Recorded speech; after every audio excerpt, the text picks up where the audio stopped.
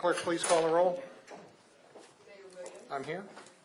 Councilmember Wright. Here. Councilmember Clay. Here. Councilmember Robinson. Here. Councilmember Siemens. Present. Councilmember Snipper.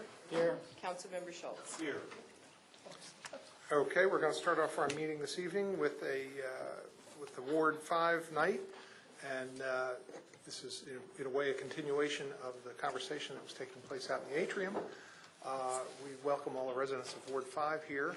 This is the first Ward 5 night. We've been going through different wards in the city, and I believe this is our 4th ward night, and we're doing one a month, and when we get to the end, we'll evaluate how we've been doing those and probably cycle through again. So welcome to all of you.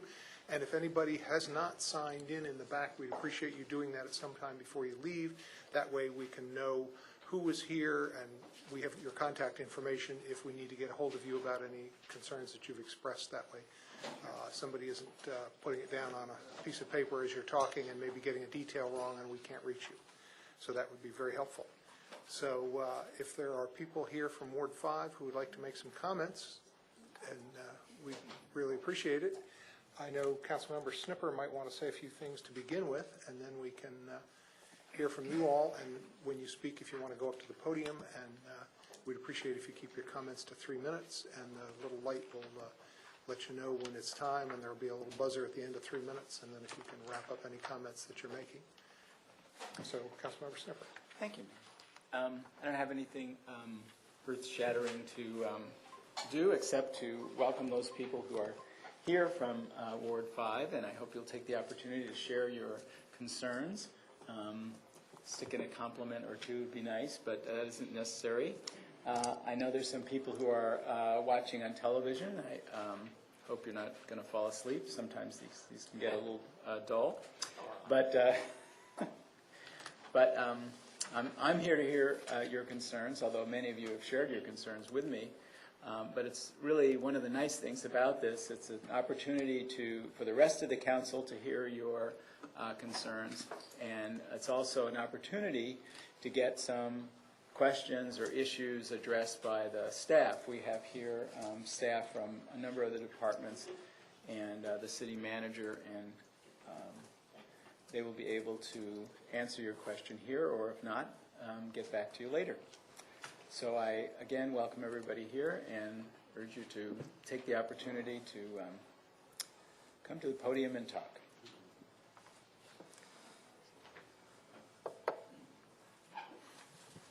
Hi. Welcome. I'm Maxine Hillary of 8119 Sligo Creek Parkway. I want to thank the council, my council person, Ruben, our mayor, and hi, Colleen, how are you? And all my fellow Tacoma Parkins who came out at our most excellent snowball fight during the famous blizzard of 1-0. I have many, many concerns, and from time to time I do make it here to discuss them, but there are a couple of things. Where we live, we have a lot of kids, and those kids are really bored. And those bored kids like to do things like turn your garden hose on and leave big mud puddles and throw trash around on your property. And I was just speaking with the mayor about what was the possibilities. Like when we were kids, we'd get on our bike and take off to the community center, or there might be, our moms or somebody might be there to drive us. But a way of having shuttles and things that could take these kids, particularly in the summer when they're out of school, to get to the community center to keep them occupied and give them a little bit of, guidance and something to do. And if we do have those services, maybe ramping up the outreach a little bit so they know about it. So they can't turn around and say, well, they didn't know because they didn't get the email. So maybe we might provide a little more outreach and maybe some even community-based field trips. Some of these kids just never go anywhere. Take some of these kids, get a bus together with some chaperones and take some of these bored kids to some local museums or zoos or, to the beach or something. I mean, that's a little lofty, but, those are our neighbors too, and if we're going to be doing schools, perhaps we should really think of things we can do when they're not in school. And lastly, well, not lastly, but lastly for the moment, I'm one of those people who do not have children and do not avail of schools and what have you, so my property taxes, sometimes I feel like they don't reflect my needs. And I wonder if there are programs where perhaps if we have language classes that can be offered at no charge in the community center, or other things that we can do for the retirees, for some of the students, some of the people who don't utilize schools. What are services that we can, get involved with? So, and I'd like to see more bike paths around here where you could ride your bike and not be too afraid of hitting a kid or a dog or a skateboard. So I was wondering how we might consider real rider-friendly bike trails. So that's all I want to say tonight, and thank you for your time. Thank you for your comments. Is there somebody else who'd like to comment? Don't be shy.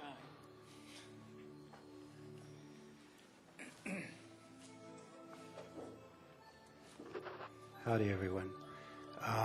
I am Dr. Troy Jacobs. I live on Flower Avenue, and I am thrilled to be here tonight to tell you some of the concerns that I guess my wife and I have with living in Ward 5 and on Flower Avenue. I think probably top of our list, given the nature of Flower Avenue, is the issue of sort of traffic and road and pedestrian safety on that. Some of you may have heard I had some comments at the Sligo Park Hills and Ritchie Avenue traffic calming presentation that was given in this room a while back. And I think that there's still bear in mind, and then also the issue of sort of the traffic calming study that was done for Flower Avenue and how we can sort of integrate all of these different studies to something that makes the most sense for all of Takoma Park. I also, another issue that is on our minds is the these commercial zones.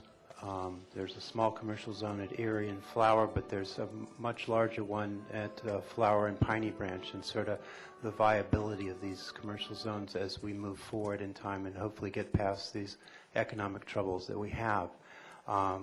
So I think that these are issues not just for the short term, but certainly for the long term as to how we make an integrated Takoma Park. Somebody was making a comment before we came into the room that Ward 5 is sort of like a middle finger there for Takoma Park, sort of jutting out. I like to think of it more as a peninsula, and how we can integrate this more into sort of the rest of Takoma Park rather than how we're going to be integrated into Silver Spring and everything else. I think we need to think of how we are part of Takoma Park, and I'll leave it at that for tonight. Thank you. Thank you.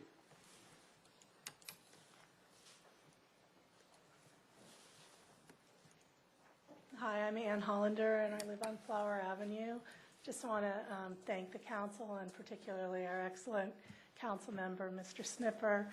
He's provided exceptional representation to our ward, and I know we're all very grateful for his public service. A couple of issues I'd like to touch on, just to echo some of the comments of my neighbors. The first is, my daughter attends Rolling Terrace Elementary School, and I'm often struck when I get the community mailings about the services at the community center that those kids in that elementary school are wholly absent from the before and after care planning for the community center. There's no shuttle or really inclusion of them in any way that I can see, or marketing efforts to outreach to that community. And while they have very good resources within the school, I think it would be helpful to have a bit more outreach from Takoma Park to that community.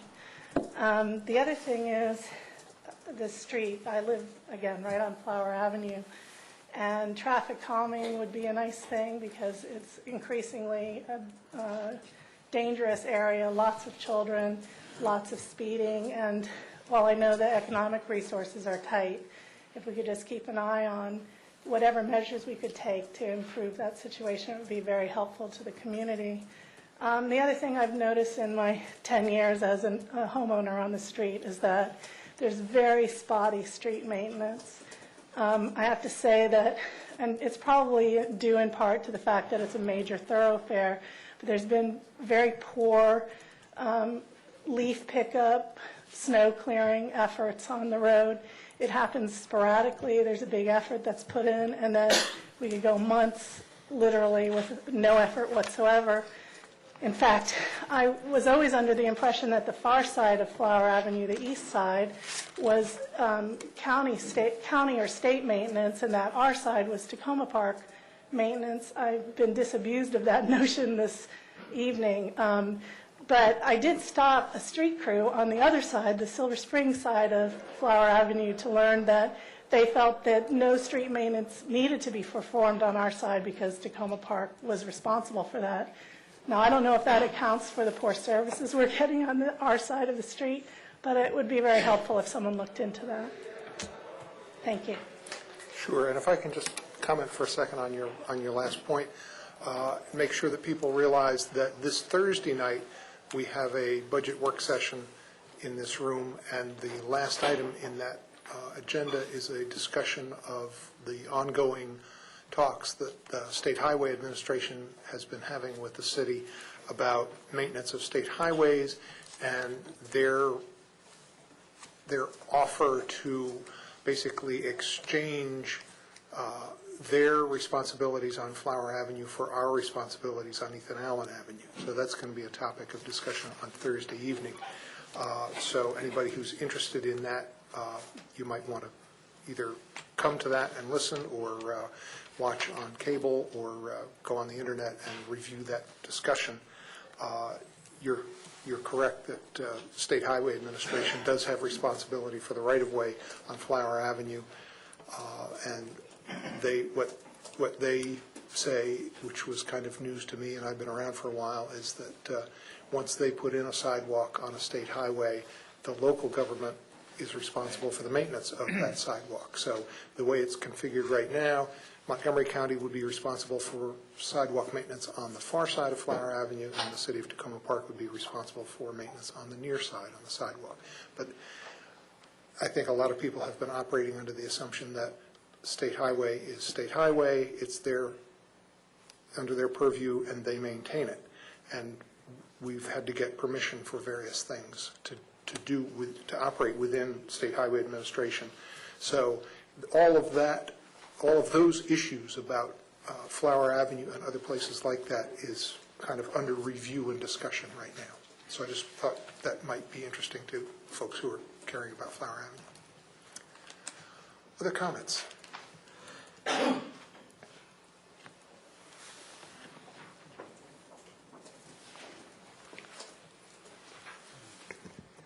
Hi, my name is Ellen Ensel, I live on Roanoke Avenue, and I've been in Ward 5 for the last 13 years.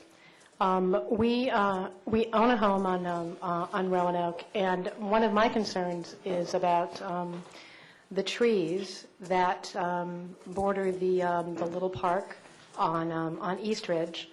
Also happen to be next to our house, but they're covered with ivy, and during the recent snowstorms, part of them came down, and I'm concerned that we have kids playing on the playground and the rest of it. The arborist has been looking into it, and I've gotten some paperwork and some letters, a letter from the arborist.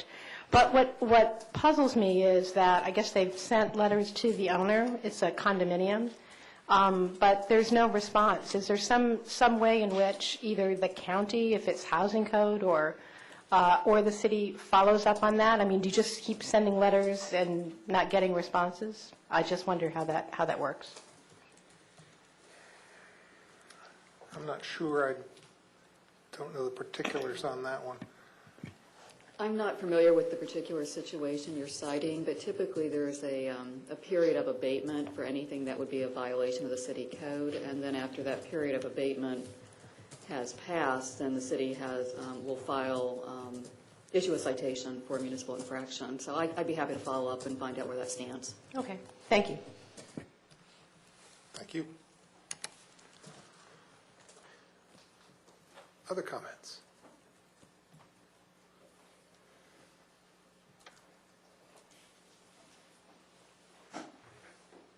And while we're on the issue of trees, there needs to be a balance between the needs of the homeowner and the, as I was told, the concern for the public good when it comes to our trees. And I am dealing with a tree situation which I have discussed with our mayor and my council person, involving 2 ivy-covered dead trees. And I guess in my opinion, I know I moved to my property on Sligo Creek because I like trees. I like wildlife, I like raccoons and foxes and bugs. And I am fighting now because 2 dead trees that were laying on my roof had to come down, and there was a permitting issue. And I was told by our arborist that I had to go through a whole rigmarole about this because it was for the public good. And my question to him was, how am I benefiting the public with 2 dead ivy-covered trees that lay on my roof that are going to come down and hit my roof in a storm? And how does that benefit the public good? And if me having 2 dead ivy-covered trees on my property in an area that has many, many, many trees that I dearly love and work very hard to preserve is for the common good, might the common good come and help with ivy abatement? So if we are talking about preserving trees, which is a noble and wonderful thing to do, and believe me, I love every squirrel that climbs up and down those trees, then I would think that we might find some way to help homeowners and help people in this parkland mitigate this ivy. You know, I know that I have spent weekend after weekend after weekend yanking up ivy. And I mean, it is an invasive species, and I'm covered right now with poison ivy, and I was told by our arborist that we shouldn't really yank out the poison ivy because it helps the migratory birds. And I am covered in poison ivy. This is my 2nd time within a year, and I'm wondering how he might feel if he spent his day itching. So I would really, respectfully like to ask at some point if there might be some help for homeowners who want to preserve trees and a balance between what is necessary to keep your home healthy and keep the forest healthy, which is taking away dead trees, and protecting trees. And that's all I have to say. Thank you. Thanks.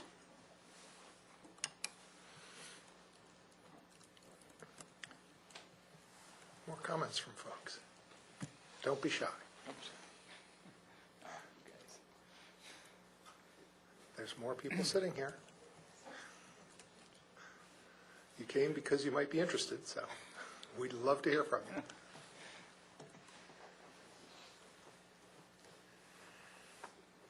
Okay.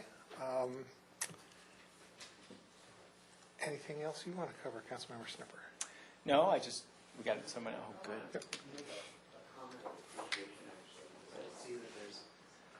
There's a number of officers here in the room, and Ruben, we were talking about sort of calming the traffic down on Flower. I know that at times the Tacoma Park Police as well as Montgomery County have actually been stopping people along Flower, and it's a teeny thing, and it doesn't stop everyone, but I think it does help a little bit, and I think we're appreciative, certainly, of the work that you're doing.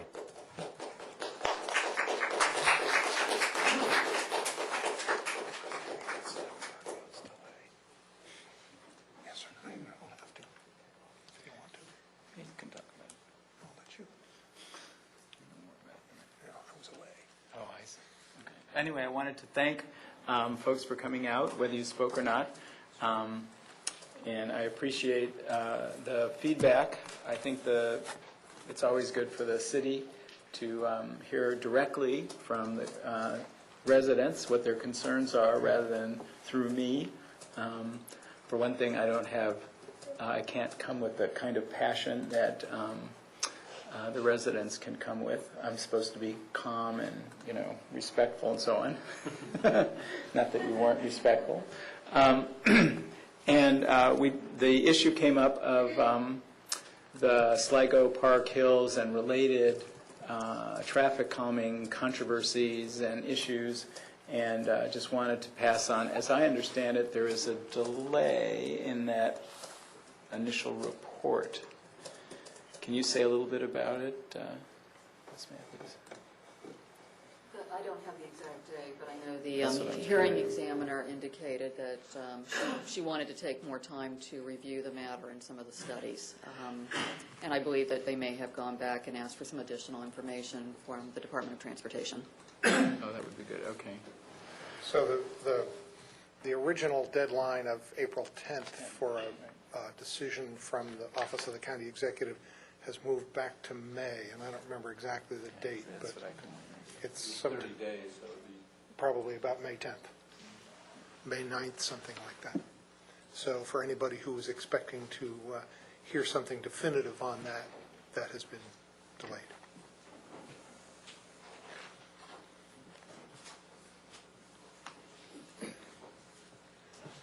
All right. Thank you. Thank you to residents of Ward 5 for coming out for Ward 5 night, and we will be doing this again, so please come back. Please come down anytime. We always have public comment at the beginning of every meeting. You always have the opportunity to let us know what's on your mind. So we appreciate you being here, and we'll move on to the next agenda item. And that is the council comments. Do any of my colleagues have any comments? Councilmember Robinson. I have a couple of things. Most have to do with staff, and so I'll start with a building in my ward called at 7401 Hancock. I think that's the address of it. I know that neighbors surrounding that house have been very upset that it hasn't been maintained after a fire by our staff. And it's gotten to the point where I think that they're trying to get us legally to act. And I do also know that I talked to our city attorney today and found that there's a court date, which is something they've been waiting to hear about. So I'll pass that along. And I understand that there's how much we spend on a certain property over time that has to be weighed against the appearance of the property, the way it's maintained to preserve its future value, but that these are liabilities that we incur. And so I just want to bring that up, that I've been hearing a lot about that property for a good while, and I want to make sure that it's on our radar screen. I want to thank the city engineer who came on very short notice today to 6404 Westmoreland, which is at the bottom of a stream, which would be a stream valley if there was vegetation on it, but it's mostly people's backyards. And he came and looked at it and was very helpful to the person there, giving him a couple of ideas, although it's not his job to solve stormwater issues on private property, and he was very clear about that. He was also very responsive and helpful, and I want to appreciate Ali for coming out on short notice. I want to follow up on something that Josh, you mentioned last week about enforcement of off-leash dogs in the city. I see the chief, and the chief is here. I've been thinking a lot about our off-leash use, and we're in the middle of trying to find out where we might place, where we might situate off-leash use in parks.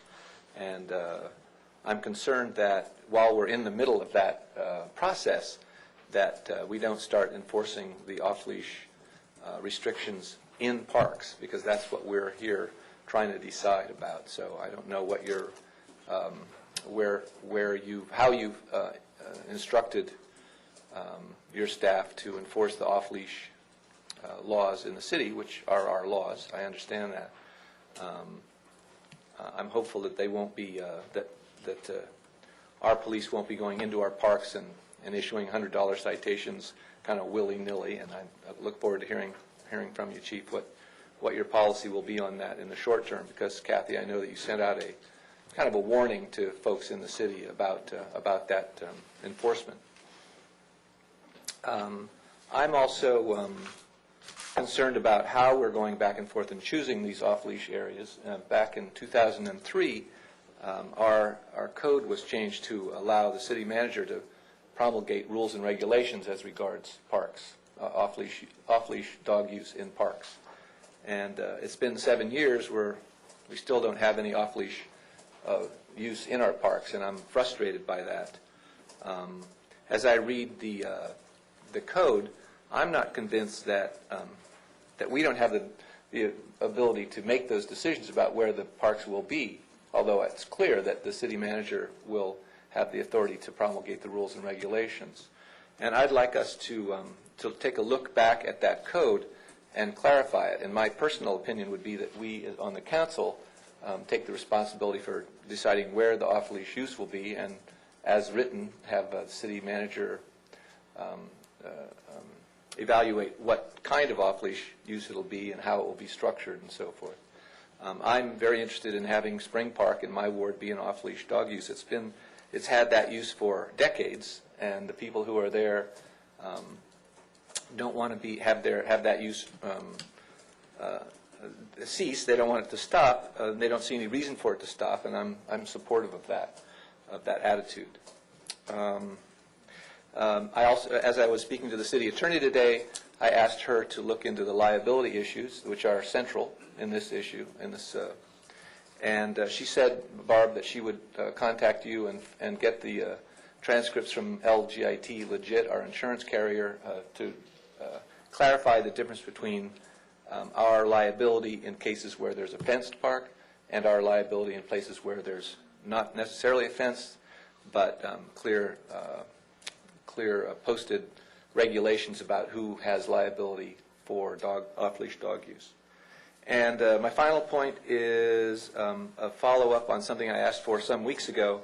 It's about our bidding process when we when we hire contractors to do work for the city. And my intent and interest there is to find out whether local firms have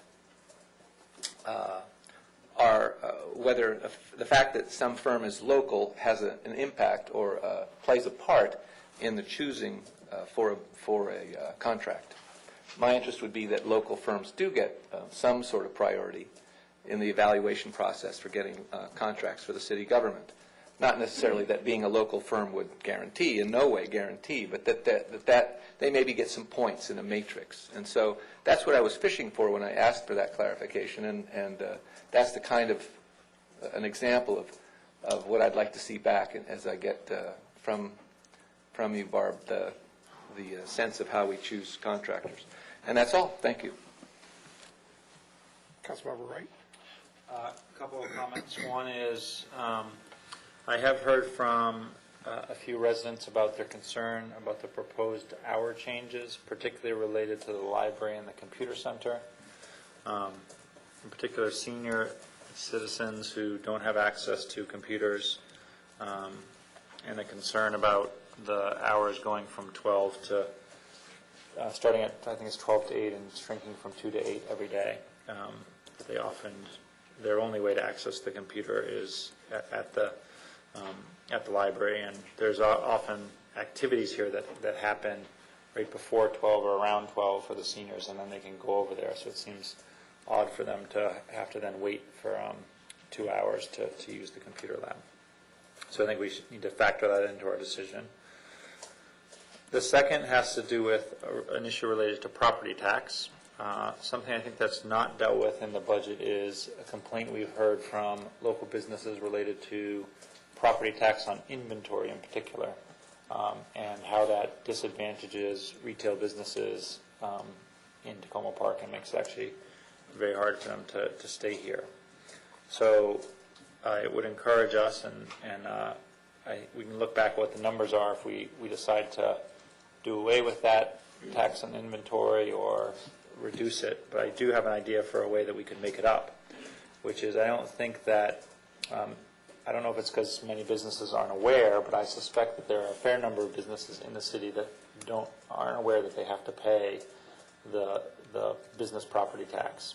And I think without too much work, we could compare the tax rolls on the business property tax to the businesses that are listed probably in some easily available public information, either in the phone book, or there's probably a lot of the businesses have to be licensed or registered with the state or the county, and see if people are actually, all those businesses are actually paying the local city property tax. So I'd be interested to see if we could look into that, Barb, and how much work it might be.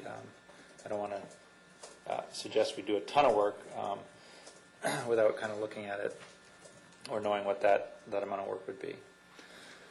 The third thing is connected to something that Dan talked about, which is related to what I would consider problematic properties that have problems, have code violations, repair issues, and seem to go on and on. I have 3 of them in my ward in particular. One is 36 Philadelphia, which everyone knows very well. The other one is 7404 Cedar. And the last is also on Cedar, and it's what I call affectionately, or not so affectionately, the blue tarp house, because its roof is completely covered with a blue tarp, which you'd think would be a temporary item, but has now been on there since I moved to Maple Avenue over 4 years ago. So it doesn't seem so temporary. So I have 2 requests. One is for the code enforcement people to go back and look at the blue tarp house, because my understanding is that although the blue tarp is not a violation, if things like fascia board or other parts of the house are deteriorated, that is a code violation. And I've been told and observed that you could actually consider the fascia board well deteriorated at this point. So I would suggest we write a violation on that and use that as a way to have a conversation with the owner of that house. The second request has to do with this trade-off between choosing to do something called clean and lean. The city can choose to, if a property is given a violation and then the abatement period passes and they don't choose to clean up the property, then you can continue to go to court and get the court to force people and eventually hold them in contempt of court. And like we know, one individual at 36 Philadelphia, that has gone on so long he now resides in jail for not fixing his property. So that's one option. The other option is to do what's called a clean and lean, where the city actually cleans up the property, does whatever the repairs are, and then puts a lien on the property. And so when the property's ever sold or any transaction has to happen, that lien gets paid first. I don't know if there's interest associated with that lien, but I'm not sure we'd want to do that with 36 Philadelphia because the amount of repairs that need to happen are so significant, or destruction of the property would be very costly. But if you looked at 7404 Cedar Avenue, where you're talking about decrepit cars or dishwashers lying in the front yard, that perhaps the clean and lean option might actually end up being cheaper than the amount of court time and dollars we spent paying the lawyer in court. And that's gone on for a while now. Sarah's in the back now raising her hand, so maybe they have cleaned and leaned and I don't even know it. The property in question, staff is getting bids on that, and we'll be going through and doing a clean and lean on that particular property on Cedar Avenue. We're also looking at doing some on Philadelphia, though we have to work that out with the county, and another property in Councilmember Clay's ward, I believe it is, with the used cars and things like that. The Ethan Allen one, yeah. So we're in the process of getting bids on that. I just wanted to clarify one thing. When we do a clean and lean, we bill the property owner. They are given 30 days to pay the bill. If they don't, there's an interest payment assessed to that. And if they haven't paid by June, we then put it on their property taxes. So if they don't pay their property taxes and the cost to do the clean and lean, assuming the property falls into the category and meets all the criteria, it then goes up for tax sale. So it's not just waiting until the property sells, it's more immediate than that. That's even better than I thought. Yeah.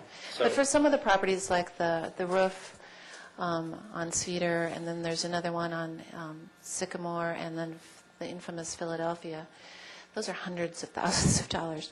And right now, we don't really have the resources available in our budget without coming back to the City Council and asking you to allocate resources for that. I agree with that. I think my issue is that I was told earlier at a point with 7404 Cedar that we actually weren't going to do a clean and lean right away. We were going to wait and see if we could force through the court system, which takes time and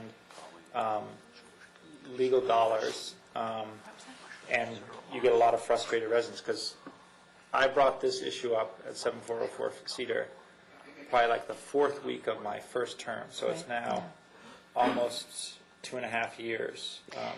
That has gone through all of the court's things, so we're at the point now where we're just going to go ahead and do it. But couldn't we have chosen to do the clean and lean earlier in the process?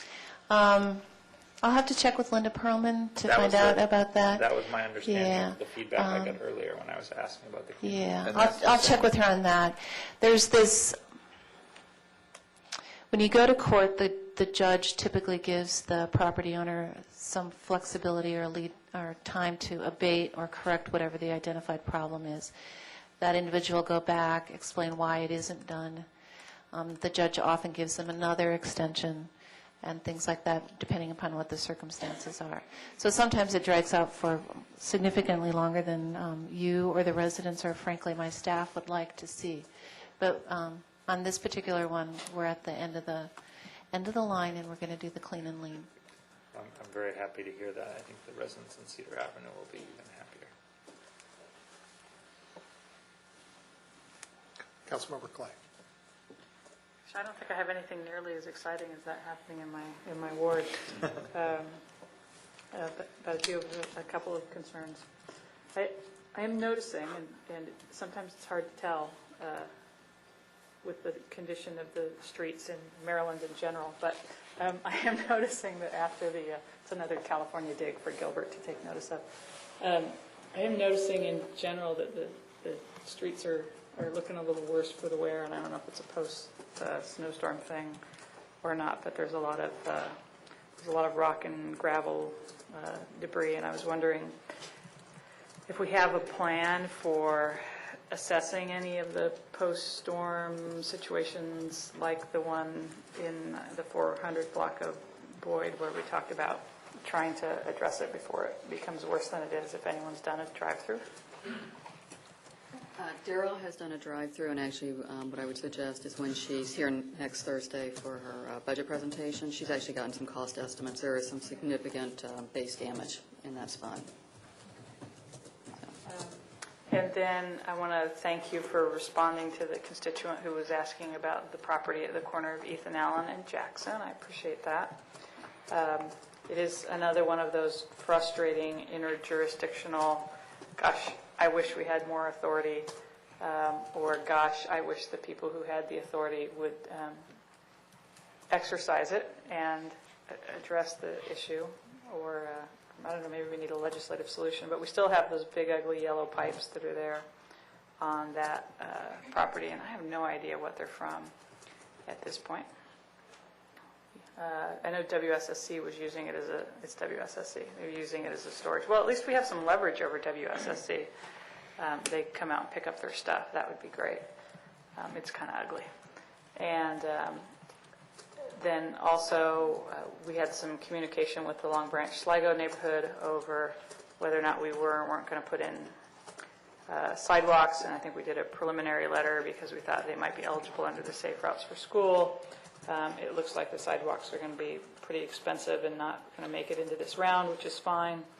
And that communication has been going around on the listserv that there are actually a lot of folks in Long Branch Sligo that aren't on the listserv, and I understand you're going to be sending a letter out in the next week or two to kind of, tomorrow. We're sending out a letter tomorrow, excellent, to help people catch up. So I appreciate that. It's good to sort of keep communicating with those folks about what we're going to do around the sidewalk, so thank you. Councilmember Schultz. I'd like to, since we're talking about properties that seem to be kind of a concern or a nuisance, I'd like to mention at the corner of Carroll Avenue and University is a Shell gas station that's been there under different names. I think years ago it was a Texaco for many, many, many years. And it still, from outward appearances, purports to be a gas station. The Shell canopy is there. The pricing for the gas is up and it seems to be kept current, with the other gas stations in the community. But no gas is being sold there. No gas has been sold there for maybe 9 months or a year at this rate. What has happened on the property, there had always long been a garage, car repair service at that location. It's just a regular gas station. So it was sort of two functions, a garage that was being run by one private entity and the gasoline service run by somebody else, and everything was kind of copacetic. All of a sudden, the gasoline service has stopped 100%, and the lot, the entire tarmac, the paved surface now is full of parked cars. Cars are parked where the pumps are on all sides of the pumps. And I guess there's probably anywhere from 20 to 30 cars parked on that property. So it's no longer a service station. It is just, I don't know what it is. I mean, given the fact that it's a small garage with 2 bays, it's hard to imagine how anybody could be managing to service 30-some cars. Clearly, some of them sit there for very long periods of time. I haven't tried to do an analysis of how long any cars sit there, but it's in effect what's happened is that the land use has changed, and I would think that might be a zoning ordinance violation. I hope it is, because it looks like heck, to put it mildly. And if the city's not going to enforce whatever code enforcement we have for commercial use like that, it's just going to get uglier and uglier as cars pile up and parts pile up, and the usual stuff that happens. There's nothing wrong with having an auto repair facility there at all.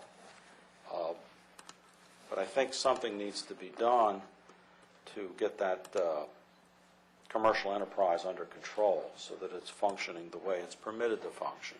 You guys are asking a lot of questions about it. The property in question was referred to the Department of Permitting Services zoning staff some time ago.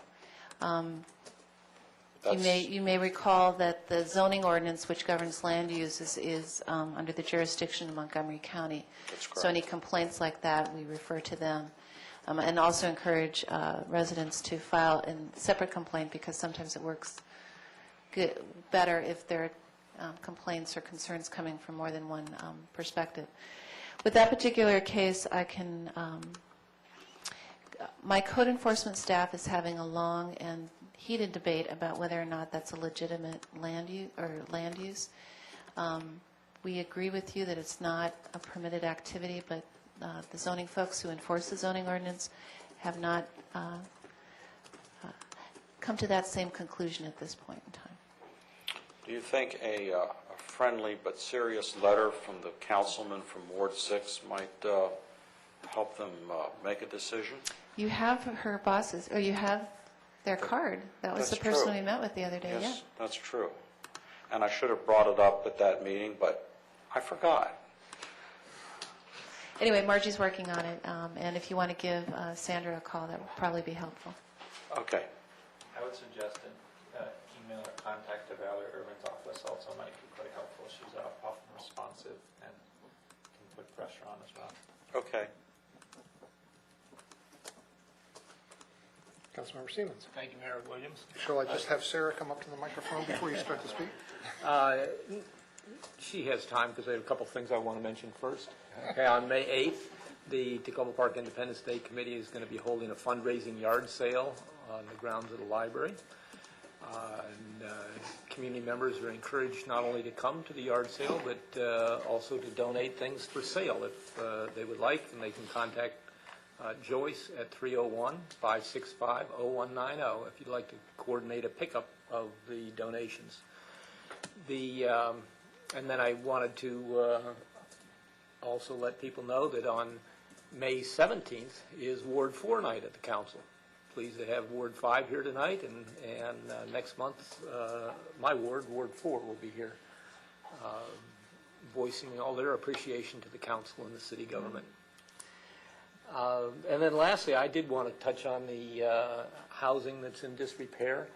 And I know that Chief Rakuchi's here tonight, and he would probably agree that that it's very difficult to enforce your way out of problems in a city, and that there needs to be a broader range of approach to resolving those issues.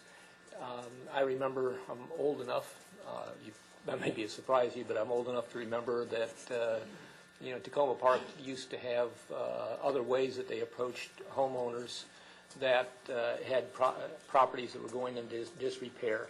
In fact, several of our police officers participated in a Christmas in July program that worked with other community members to help homeowners who had repair problems on their property and help to get them back into good repair.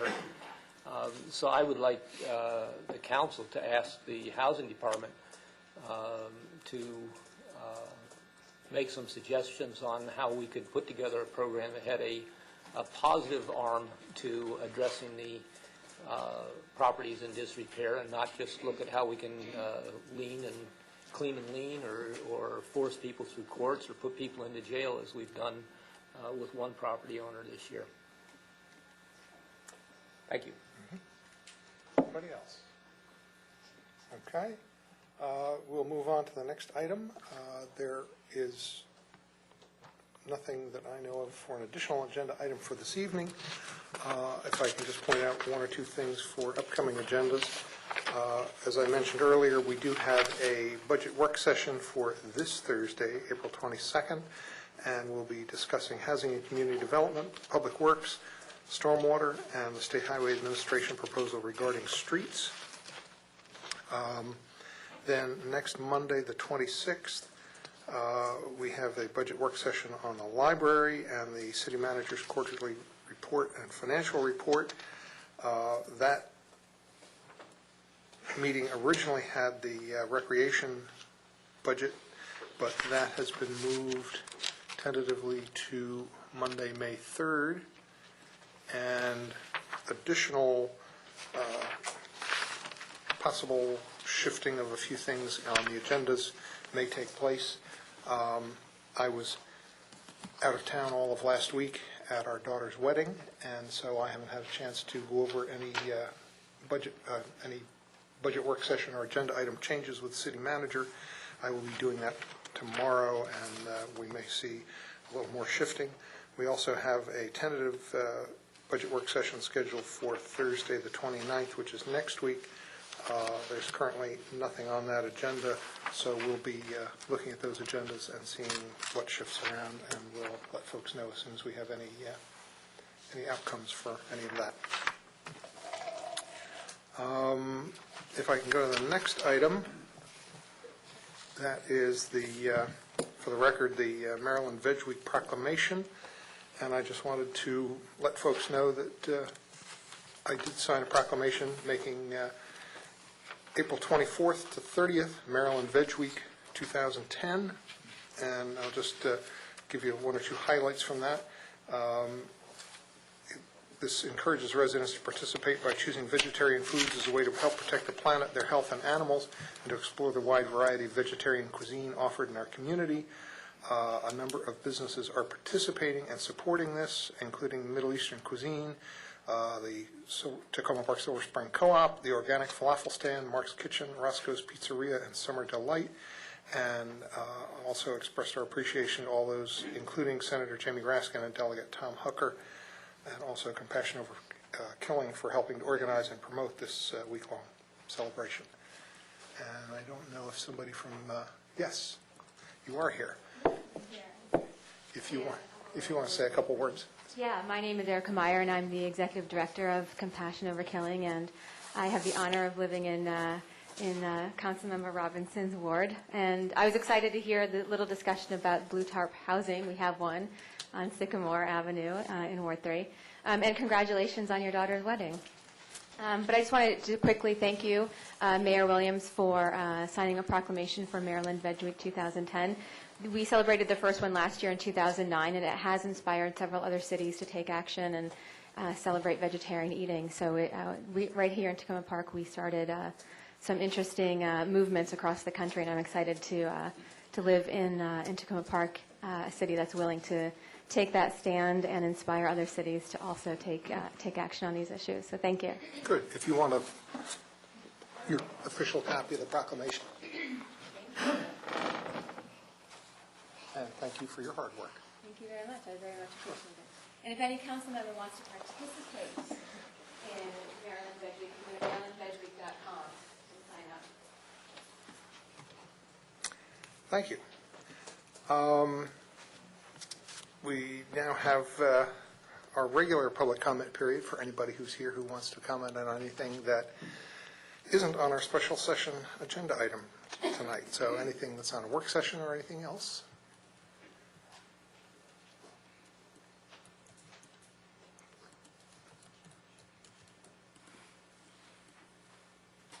Seems to be a little discussion.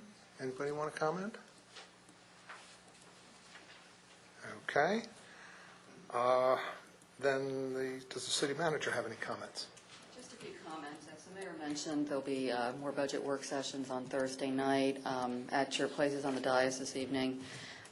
There are copies of the agenda packet for the 5 of you who choose to get paper copies. Sarah asked me to mention that we are accepting community feedback on some public art projects. If the council hasn't had a chance to look at them, they're set up probably through the end of this week in the lobby, and there's a place to actually write your comments, or you can certainly email Sarah for any comments that you have. So invite everyone to come by and look at those.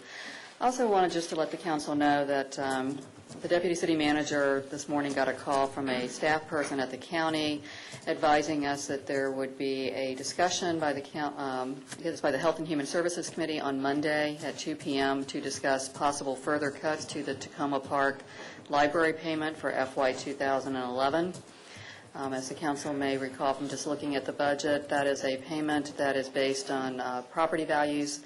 So we were already having almost about a 10 to 11% cut just because of the drop in the housing values in the city, or the assessable base. Apparently the county library budget is being cut by about 22%, so they're looking at ways to spread that pain, and I guess one of the options under consideration is cutting the library aid payment from the county to the city by that same amount. So the staff will be working on putting together some information to include in the packet to go out for the Health and Human Services Committee, but certainly I would encourage the council to talk to any of your colleagues on the county council about how important this payment is to the city. And I'm assuming one who would be particularly important to talk to would be Councilmember Leventhal, Correct. since he's on that committee. Yeah, just a question to, when do we expect the county council to adopt a budget for the county? Usually ahead of us, Yeah. sometime in the next 30 days. I don't remember the exact date. We don't know yet? Okay. But certainly there's a lot of the payments, I think, that the city received from the county that are probably up in the air. Do we know if there was any rescheduled discussion for the postponed one on an earlier item in their discussion? I'm trying to remember which one it was. The tax duplication payments? Is that what it was? Yes. And Suzanne did attend that. Oh, they did have that? Yes. Okay. I mean, I think one of the things that may be of concern is this payment is based on a provision of the county code that spells that out, and I think the initial discussion was to honor what is in the code currently, but to possibly change that going forward to provide the county with more flexibility as it deals with financial problems. Obviously, that discussion is now continuing. There is a similar provision in the county code relative to the police rebate. I don't know at this point if they're going to be eyeing that as well, but I think certainly everything that we're getting from the county is possibly on the table at this point because of their own financial problems. So we'll keep the council apprised as we learn of any discussions about further reductions in what the city is getting, and certainly your voice with your county council colleagues is very important this time of year. Got any more good news? No. Should have ended on the public art part probably, but. Thank you. We'll move next to our two special session items. The first one is second reading of an ordinance authorizing issuance of the city general obligation bond for the purpose of paying deficit liability to the state retirement and pension system of Maryland. Second. Moved by Councilmember Clay, seconded by Councilmember Eeny, Money Mo, Councilmember Wright. There's been a fair amount of discussion on this item. Do my colleagues have anything else they wish to discuss on this? Is there any public comment on this item? Seeing none, at the second reading, will the clerk please call the roll? Mayor Williams. Aye. Councilmember Wright. Aye. Councilmember Clay. Aye. Councilmember Robinson. Aye. Councilmember Siemens. Aye. Councilmember Snipper. Aye. Councilmember Schultz. Aye. That passes unanimously. The next item is single reading ordinance authorizing the purchase of planters for Maple Avenue streetscape. Is there staff who's going to speak to that one?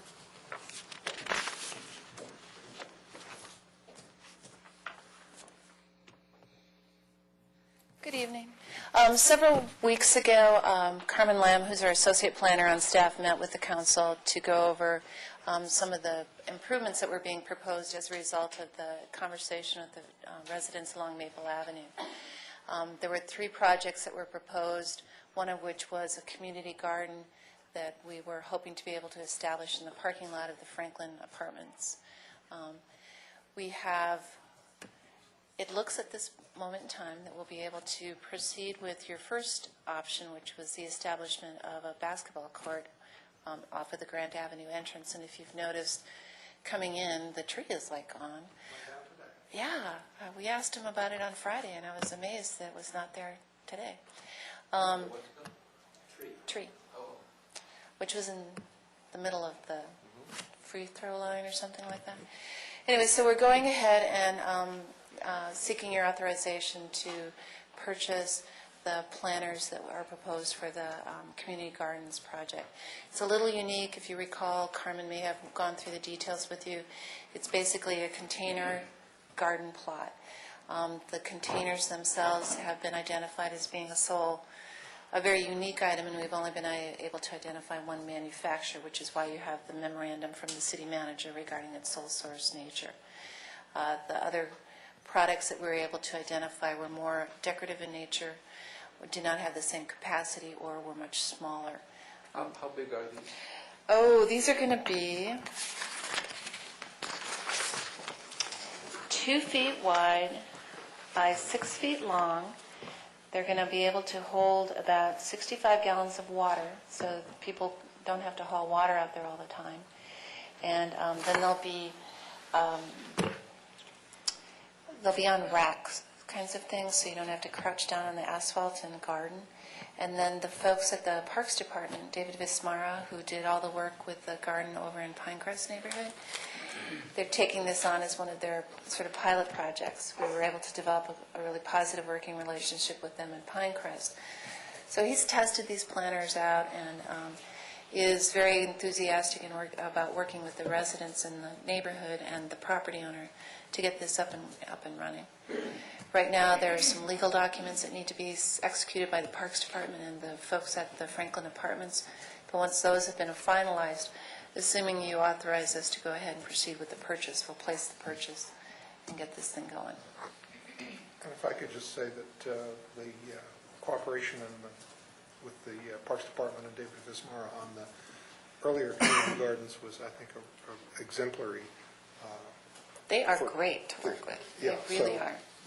If it's working with them on this project, I can see good things happening. Councilmember Siemens. Thank you, Mayor. The residents of Ward 4 are very excited that this is going through, and they really look forward to being able to plant some vegetables in these gardens. But when would these be open for public use? This year or next year? No, we're hoping to be able to get it going this growing season. The big challenge is getting the attorneys to sign off on all the paperwork. And then I believe someone told me there's a four-week lead time as far as when we place the orders and get the planners actually arrive.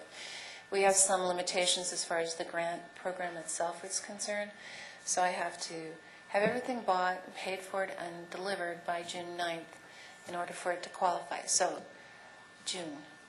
Okay. Well, I certainly support this.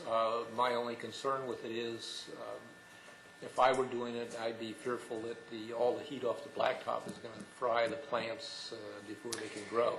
But I trust that the experts are working at this and they know what they're doing. David was instrumental in helping identify the site, and it's, where the parking lot kind of slopes up, where they do the safe roadways or walk to school thing where all the kids sort of congregate. It's a little shadier there, but it's still a lot of pavement. Right.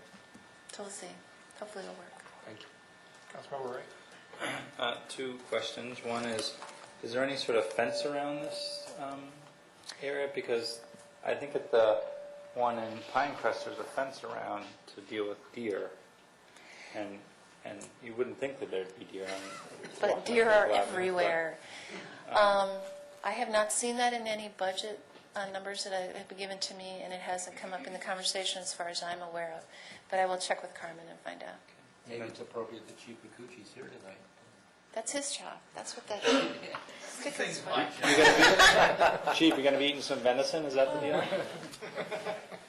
The second thing has to do not with the planters, but you did mention the basketball court. And it was either last council meeting or the council meeting before. I said again that I'm supportive of the basketball court, but there are a number of residents who live in close proximity to the basketball court who have concern about the plan for oversight, hours of availability for the court and all that sort of stuff. So I do hope we're going to have some sort of public discussion where people can come and talk about that. We are leaving that up to the Recreation Department as far as programming and oversight of the actual use of the court. And Deborah and Eric are very aware of the concerns, and I will continue to talk to them about that. Because right now I'm not sure what the hours of operation are, and it'll be locked and all of that. Barb, you can expect questions from me during that budget discussion. Councilmember Schultz. The parking lot is sloped, correct? I'm just curious, how will the planters be set up to cope with the slope? Because obviously it's not going to work unless they're kind of lifted, so that they're sitting horizontal rather than at an angle, right? Wrong? I do not know the answer to that question, Fred. I can find out for you. This is a major concern. Yeah. Well, it would be for me, but I will check with Carmen, and my assumption is she's worked it out with David, and it'll be fine. But I'm just curious. Now, the other question I have is, there's going to be 28 planters, each one 2 by 6, which is about the size of one of these tables, I guess. Or like one of those tables, maybe. How will, they're going to be community gardens for the community. I'm just curious to know, for future reference, how you will decide who gets to plant in the planters. That is something that the Parks Department will be assuming responsibility for as far as programming and working with the residents in the area. In the Pinecrest project, correct me if I'm wrong, but I believe there was a lottery, if you will, in terms of people signing up for it. But that's something that David and his staff will be assuming responsibility for. And they'll be helping people with providing tools? They'll do and sort of education, and helping all set that. up with really? mulching and all Right. of that. There will actually be 30 planters. They are testing out 2 of them now, and will be donating them, if you will, to this project. And I've been told that the plants that were planted in the planters are doing quite well. So I'm hopeful that that'll translate over to the rest of the produce that's planted.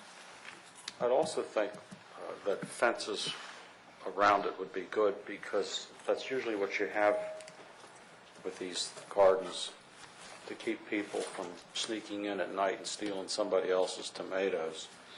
I've been known to do that myself, actually, so... The chief is here. Oh, it was a long time ago. The statute of limitations is long since expired. You know, Again, I don't think it's on the list of things to buy, but I will double check with Carmen. I'm sure they'll work it all out. I have every confidence in the world, and I know it'll just be a huge success. We're hopeful. Yeah. Any other comments? Any public comment on the single reading ordinance? Since it is a single reading ordinance, will the clerk please call the roll? We have to move. I didn't, I thought we did. Move. Was that an earlier one? Oh, Sorry. sorry. Moved by Councilmember Siemens, seconded by Councilmember Clay. Now will the clerk please call the roll? Mayor Williams? Aye. Councilmember Wright? Aye. Councilmember Clay? Yes. Councilmember Robinson? Councilmember Siemens? Aye. Councilmember Sniffer? Aye. Councilmember Schultz? Aye. Passes unanimously. Thank you very much. I think. Thank you. Why don't we do the next item, which is the Police Department crime statistic presentation, and then we'll take a break and we'll do the budget work session. Since I'm assuming that the crime statistics presentation will take about 15 minutes. Oh, it'll be less than that. Good. Gotta keep up with the Good evening. You should have, it was given out later this afternoon, a copy of our report. Couple things. Before I get started, I want to introduce someone to you, a new employee that started today. After a nationwide search that went from California to Canada to Ohio, where we found him, we have hired a crime analyst, which I didn't realize how much I appreciated until we didn't have him for 5 months. But Andrew Guardo has started today. I'd like Andrew to stand up.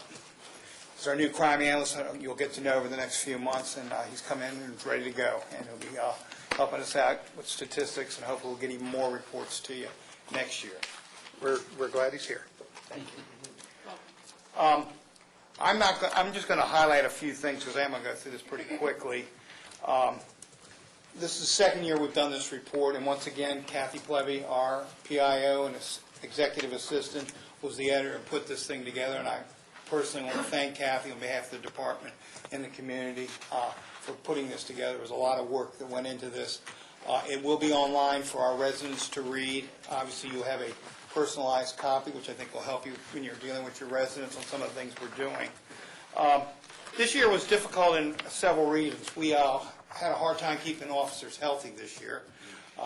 We seemed to average between 2 and 3 officers down throughout the entire year. We did have one vacancy, which we carried in now. We have a second one, which we just had. We're in the process, if things go well tomorrow with my meeting with the city manager, we'll fill one vacancy, and I hope to have the other vacancy filled by the end of the month. We may have a third vacancy based on a grant, which we paid for by the county through a federal grant for the gang task force, which we're going to be a part of. But in spite of being short throughout the year, I think the biggest thing that I'm pleased with when you look at the page 1 is the decrease in Part 1 offenses, which was 8.25%.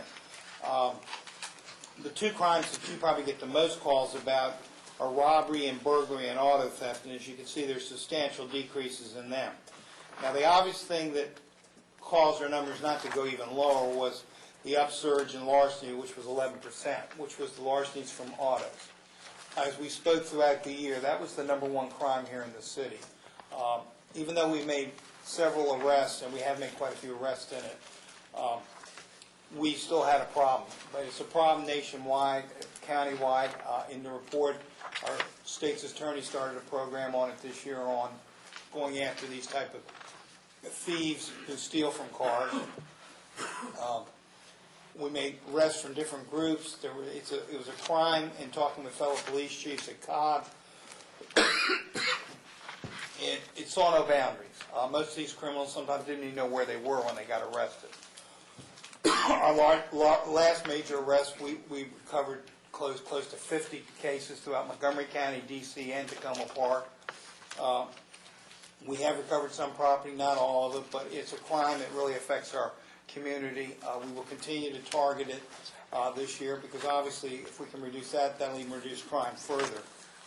But when I took over almost, as I start my 4th year, robbery and burglary were the number two crimes that you guys spoke to me about, and we have been able to reduce them and are continuing to work on that to keep those crimes down. The breakdown by crime by area really hasn't changed too much other than Ward 6 has 23%, followed by Ward 1 with 21%, and Ward 3 with 18%. And that's been pretty typical in the 3 years that I've been here that we've been keeping the stats. And we obviously put our resources in those type areas. I'd like to just go over a few of our programs that have been very successful this year. Crackdown on felony fugitives on page 11. We participated with the U.S. Marshal Service where we picked up defendants that were wanted throughout the metropolitan area, which does impact Tacoma Park. 170 suspects were arrested, 212 arrest warrants were served, which are good numbers.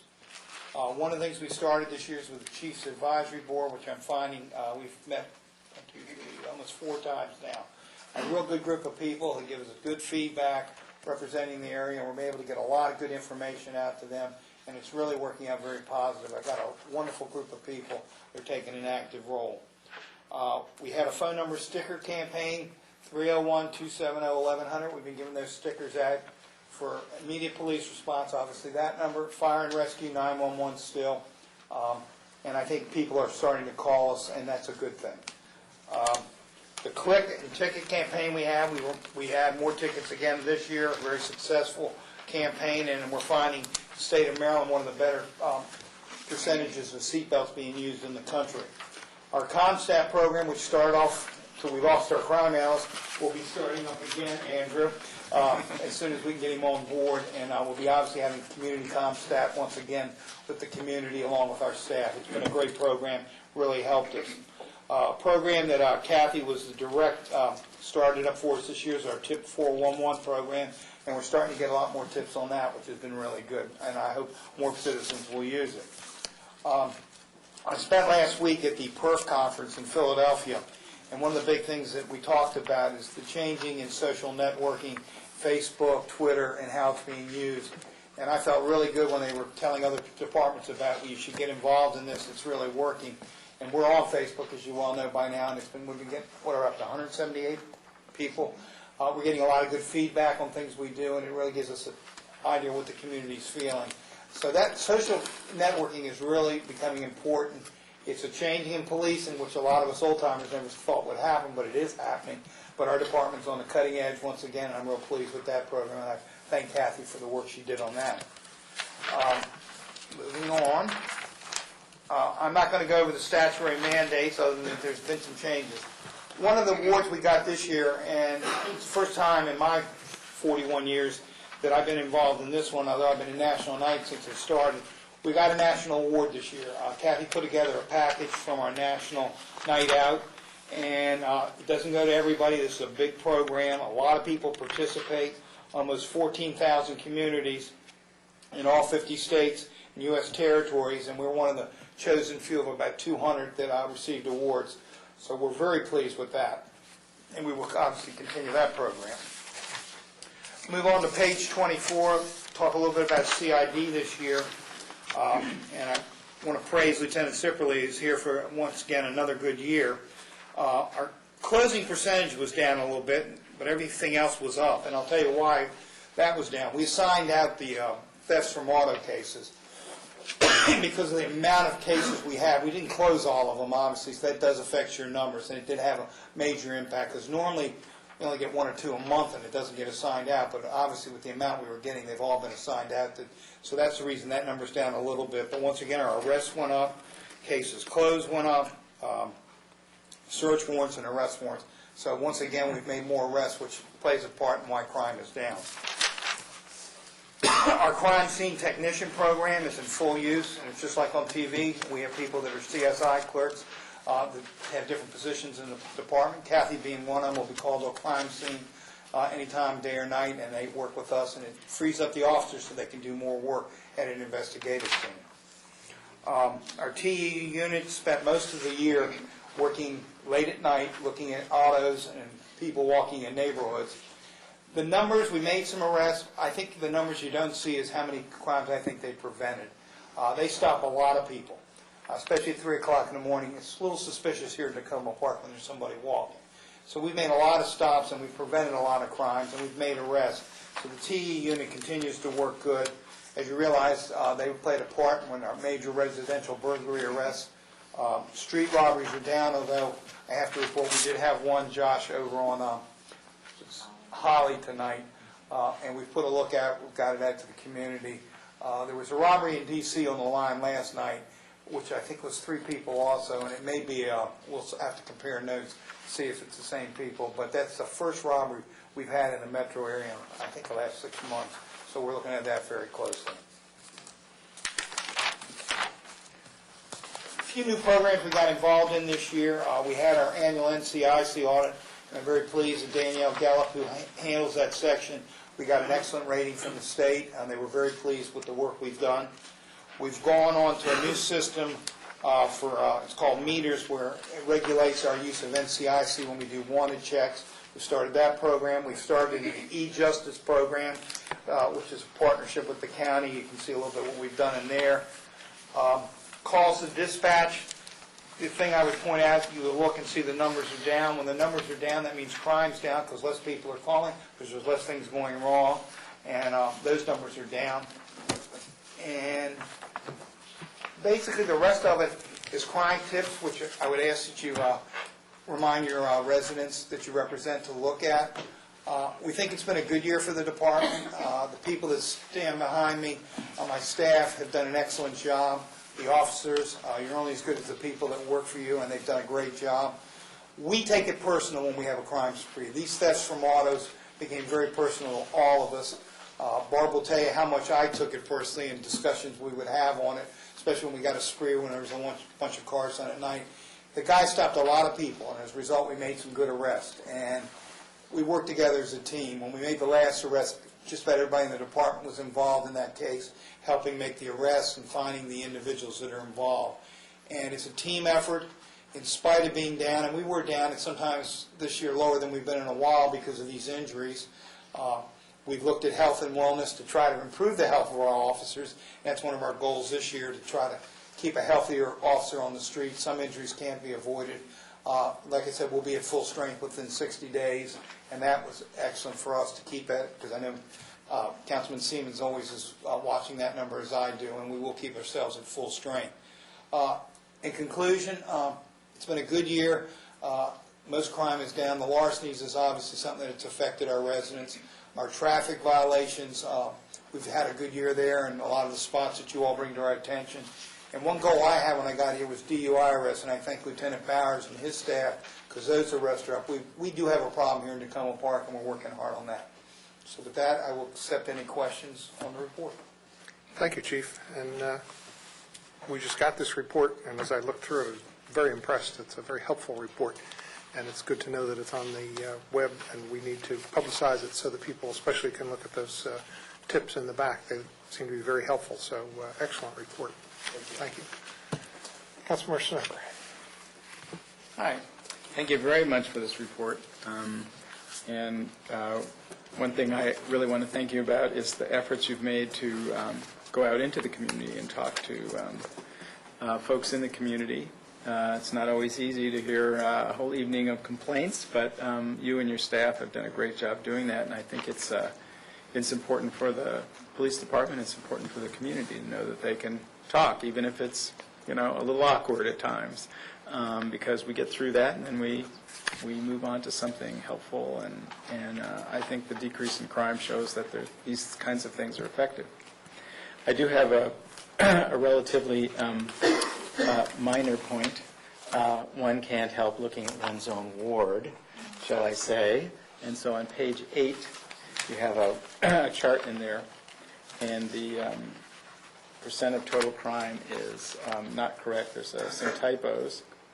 The rape should be 67%, and the assaults should be 26%. Digits got dropped in those, and I didn't recalculate, the other wards' numbers to see if your guys are correct. But,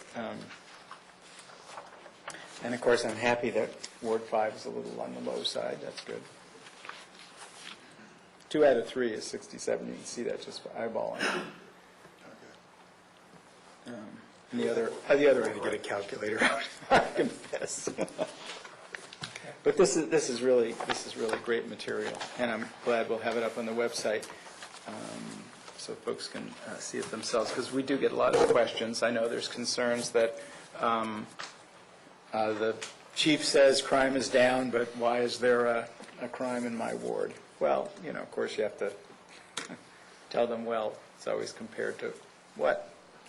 I think the best way to answer that is, I think I probably discussed this more with Josh than anybody.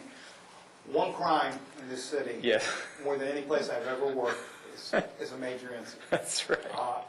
There was a crime in D.C. last night that I probably spent a good hour or two today just discussing information back and forth, explaining what was going on. By the time I left the house, I told Barb this morning, I'd already had 8 email exchanges and made several phone calls in an effort to get the correct information out to our community. I think anyone that's worked here long enough understands that and realizes that. I know from going to many community meetings, well, crime's down, but this happened. Well, one crime in a city, we are 18,000. We are not a small city. One crime it's not the end of the world. But as you well know from representing wards, and I guess Josh and me have talked the most about it, it's taken very seriously. Some wards, it's worse than others. I think everybody cares, and when it's in their neighborhood. And when you're a victim of crime, only thing that matters to you is you're a victim. And I've been on both sides of the fence with crimes, with a wife being a victim of a serious crime many years ago in the county. So I never lose fact that it may not be in the big picture, but to that person, when their house is broken in, their car is broken in, it's a big deal. And we take it as a big deal here in the city. And because we're a full-service department serving this community, we can do a lot more about it than we do. Councilmember Siemens. Thank you, Mayor, and thank you, Chief Rakucci, for this report. Although we didn't get it in time to actually review it for the meeting and build up a whole big list of questions, I'm sure that wasn't your thought when you brought it in tonight. But aside from just weighing it and saying it's a lot of pages and that's good, but just leaping through it and looking at the information in here, there's a lot of good information. And obviously the department's done a lot of good work this year, and I appreciate that. I have a couple of questions. First, I noticed as I looked through this report, there's no reporting of drug arrests or drugs as a crime. And I just wondered why that is. Well, we've never put it out other than we got done separate things for you all before. It doesn't break it down by all the arrests. It just breaks it down by Part 1 offenses. Drugs are in the Part 2, and we don't list those. Okay. I mean, I can in the future. Right. I think it would be helpful since that is a significant percentage of the arrests that are made. Secondly, I wanted to say, and Kathy, I'm sure this would be of interest to you, I was at 2 community meetings this week that the attendees were asked, what was it that made them feel really like part of the community? And at both meetings, the National Night Out was mentioned as one of the things that made them really feel a part of the community. And they wished that we had more events like that where people could get together and get to know their neighbors. And so I think that was, as you stated in the beginning, one of the goals of the National Night Out program. And it sounds like it has really been effective because people weren't prompted for those answers. They volunteered them themselves. And then lastly, I just wanted to ask about the license plate scanners. We've had those now for a while. I know they've been in use in the city.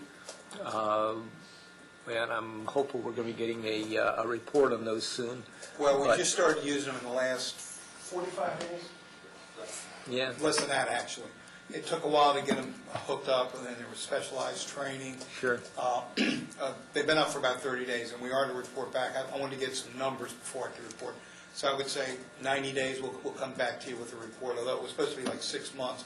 but we just had them up for the last 30 days. Right, okay. So they're alive and working and... They're alive and working and are being successful. Okay, very good. Thank you, and again, thank you to you and the people in your department for the excellent work this year. Thank you. Councilmember Wright. The report is great, and all the work that you guys are doing continues to be amazing. I know larcenies were up, but if you had to say a part one crime that was going to be up, I'd much rather take that than any of the others where people could actually be harmed and hurt. And you know, robberies, for example, really create a sense where people don't want to go outside. And you don't get that sense as much with larcenies, although it does aggravate people, and residents are upset about it. The one thing I think that would be helpful in terms of the ward breakdown in the future is just to have a year-over-year comparison like there is for the total, because that gives a sense, you know, then I can say to people, hey, you know, it's not only up or down overall in the city, but it's actually up or down in your particular ward. I'd be very curious about the 911, if you can break down the calls that come in from dispatch through the 911 versus direct dial.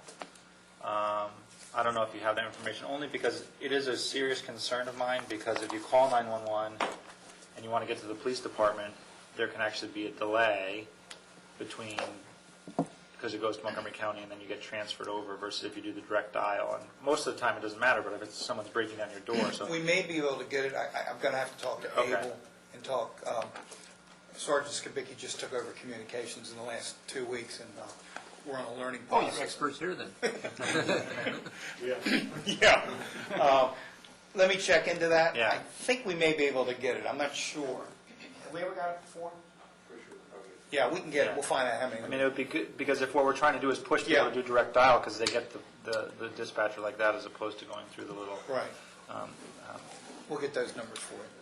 I also think, like Councilmember Siemens, information about the drug-related crimes would be important in here, because there have been raised by a number of residents, not an insignificant amount, concerns about that, and I think to not have it in there can raise more questions than having it in there and saying, okay, here's the information, let's have an open conversation. Whereas if it's not in there, they say, well, why is it excluded? And it creates Well, one more of the things I questions. would have done this year, and I'm not making excuses, would have liked to have broken down what the arrests for where the people are from, and that's one of the things that Andrews will be finding out next week.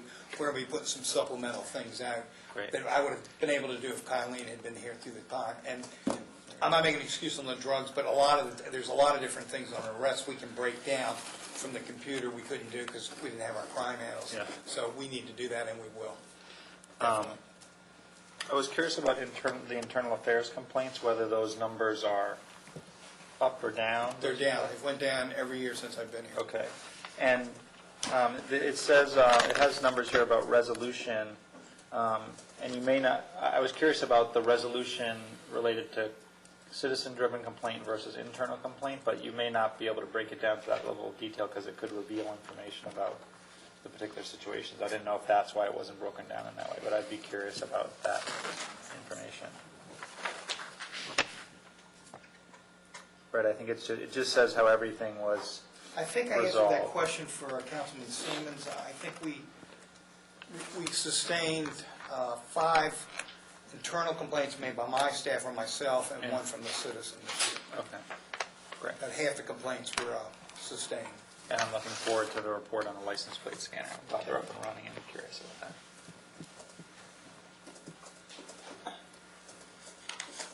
Councilmember Schultz? Yes, I just wanted to say thank you again, do it so publicly, for your appearance. I guess it was 2 or 3 weeks ago before the Hillwood Manor Community Association at an urgently called meeting. You were able to show up and address the concerns of the residents there. This had to do with problematic activity in the Hillwood Manor Park.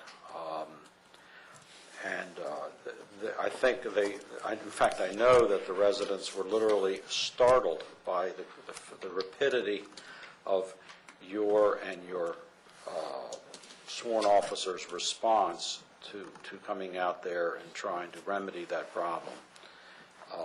They were just delighted. Now, of course, since I have not heard any more from the residents in that area in my capacity as council members, I don't know what's been happening since, but I'm hoping that the lack of issues or email traffic would tend to indicate that maybe the problem has been ameliorated in some way or not, but who knows? I think we've reduced the problem, but we have had one or two tip calls come in. Obviously, we're not in there 24 hours, but the officers have been riding back there in the park, on the trails, and bikes. My TU, the upline collisions have been back there. We put a big push over in that whole area on New Hampshire Avenue where we've had some issues we're dealing with. Good. So I think generally they're pleased. I made sure, I personally was out a couple times at night and made sure that they saw me and that they knew we were out there and got people waving to me, so I think it's working. It's not going to be cleaned up overnight because we have one of the things we've learned is a lot of people are coming from D.C. to play basketball there and from other parts of the area. It's one of the few courts left. So we're talking to the people that are there, explaining the rules, and the main thing is to make sure they're out of there after dark. And following up on that, I wanted to ask, since I just now looking at this report, do you address that statistic as to the origin of the criminals who are arrested? Because I think that a lot of people think, oh, there's all this crime in Tacoma Park, but I've heard you state that the huge proportion of the people that are arrested are coming here from elsewhere. That is one of the things I was able to do when I had Kylene. I did it for the drug arrests when you all had made a request last year, which was very significant, how many people were outside Tacoma Park. One of the things on the list for Andrew will be, and we're going to break down the arrests for 2008 and 2009. We did 8 with D9, and then we're going to start doing it more on a monthly basis, where people are coming from, because I think it's interesting how many people are outside the county. The other thing, outside the city, the other thing that I find interesting, how many of them are repeat offenders that are either on bond, have long, extensive records, and they come here to Tacoma Park to do business, and that's something we want to discourage, needless to say. Okay. I'm glad to see a smile on the face of the new employee as he hears all of the All tasks the that things. are headed his way. That's the reason I brought him here tonight. I figured I'd bring him in real well. Let him know that we're his real boss, and you've got some tough bosses at this table. I hope this isn't his first day. He said there is. Right? Today's his first day. Yeah. So at least it was Welcome. at least it was a smile. It was a smile, not a look of horror. Now, we went through an extensive process, and I feel very comfortable, and Andrew will be a success here. He's got some big shoes to fill, and following Kylene, who did a really outstanding job for us, as you all know. But I'm very confident he'll take it to a new level, and there's a lot to do, because we've got a lot of catch-up to do to get some of our data back into the computer. But I was telling him this morning, I won't hit you today with it, but I've got a list of things we need to do, and there's a lot of things we can break down and start putting out some periodic reports. I know that drugs is a thing, and we're going to keep those numbers up so that you can see them and see some of the trends in there. But it's very interesting when you look at who's arrested, where they're from, nationality, race, all that is interesting, I find, and it gives you a good study of what's going on in our city.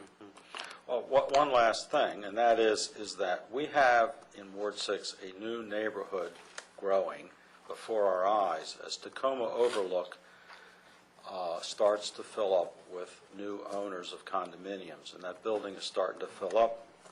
We have a couple who are recent buyers there, and these are going to be homeowners. And at some point in time, we're going to have to get that community organized from the standpoint of being a part of Tacoma Park and helping those new residents who are rapidly moving into the building get acquainted with how the city works and that they are, in fact, in the city of Tacoma Park. And as part of that, I'm going to want to have you come out with me and introduce yourself and help people understand what it is they need to know. Okay. Thanks very much. It was very helpful. We'll be back. We'll take a short break, and we'll return for the discussion of the police department budget and the speed camera fund.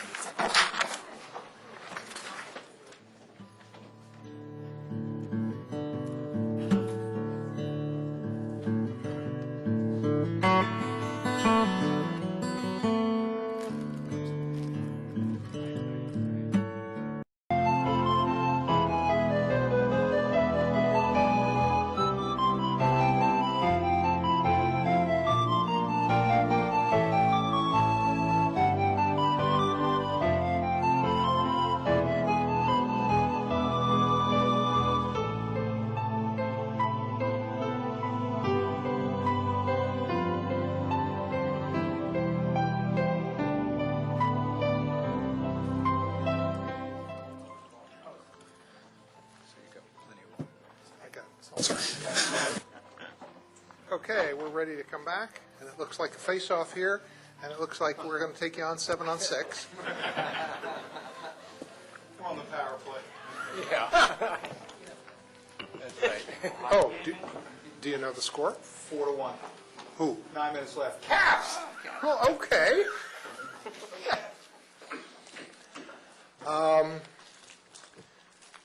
Police department is here. We're going to discuss the budget.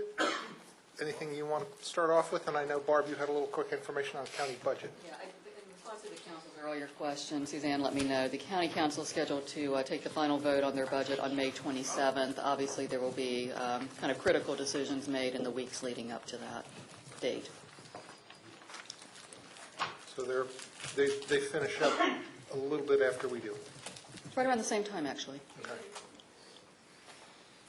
Okay, I have a short, I just want to introduce the staff. Sergeant Skibicki, Lieutenant Bowers, Kathy Plevy, Captain Coursey, Lieutenant Sipperly. Before we get started, I'd like to give you some good news. The gentleman who was robbed this afternoon, his credit card was used at Wheaton Plaza shortly after the robbery. The Tacoma Park finest detectives and patrol officers went up there, found the car, found the 3 individuals. They're now under arrest en route down here for processing. Case closed. Kathy, you will put something out tonight.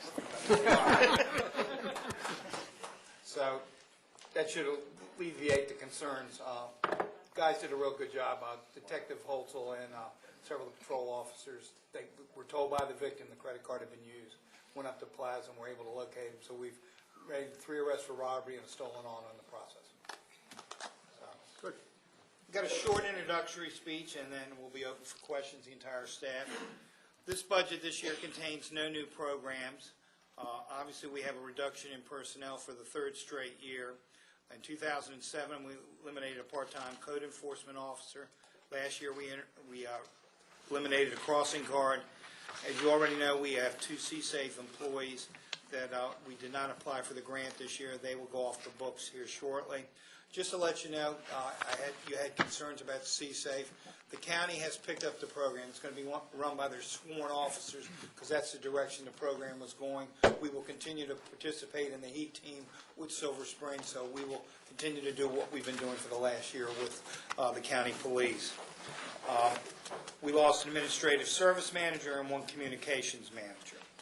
I think I need to respond to some comments that were made to the council last week by the president of ASME at the council meeting. He inferred that these cuts only affect the workers at the lowest level. Well, I'm losing one of my top 5 managers and the supervisor of my communications section.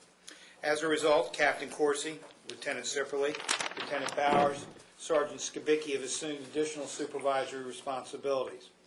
The president of ASME also started talking about taking away a management benefit on health insurance, which would save money for their wages. Our command staff does not receive overtime. They don't get comp time. As you know, we're the only full-service police department in Montgomery County. We're on duty 365 days a year, 24 hours a day. As you know by now, I'm very demanding of the staff and expect a lot of them. They put a lot of many hours in to meet the goals that we have in my expectations, and I thank them for the job they do. This is not a complaint or request for more money, but our command staff, when compared to other command staffs like Rockville and Gaithersburg, who are not full service, because in Rockville and Gaithersburg, if they decide, let's have a big day of meetings, they just can go off the chart and the county will answer their calls because they're obviously just secondary in responding to calls. Although Rockville does respond to a lot of calls, they too can go off the chart, and the county will handle the calls because the county is the number one thing, and they do the full service. When you compare us, when you look at salaries, we are lower than those jurisdictions. That's not to take this one benefit that we do have on health insurance away from our officers, I think would be truly unfair. Our staff works many hours to serve this city. Just to give you an example, our Public Works Department did a great job during the snow emergency. We're on overtime the entire time. Where our folks who are also here 24 hours a day, around the clock also, were only paid for 5 8-hour shifts. When the city was off, then they get emergency pay. They don't get paid for the rest of those hours. That's not a complaint. It's just to let you know we serve the county. A lot of people, I think, forgot some of the work that our guys did, and I just want to praise my staff. Although I wasn't here, I praise Captain Coursey for his leadership in my absence, and thank goodness for Blackberries because I could see everything that was going on. I couldn't have been any prouder of the individuals in our department, our communications section, Kathy, when she could keep her computer going, getting information out.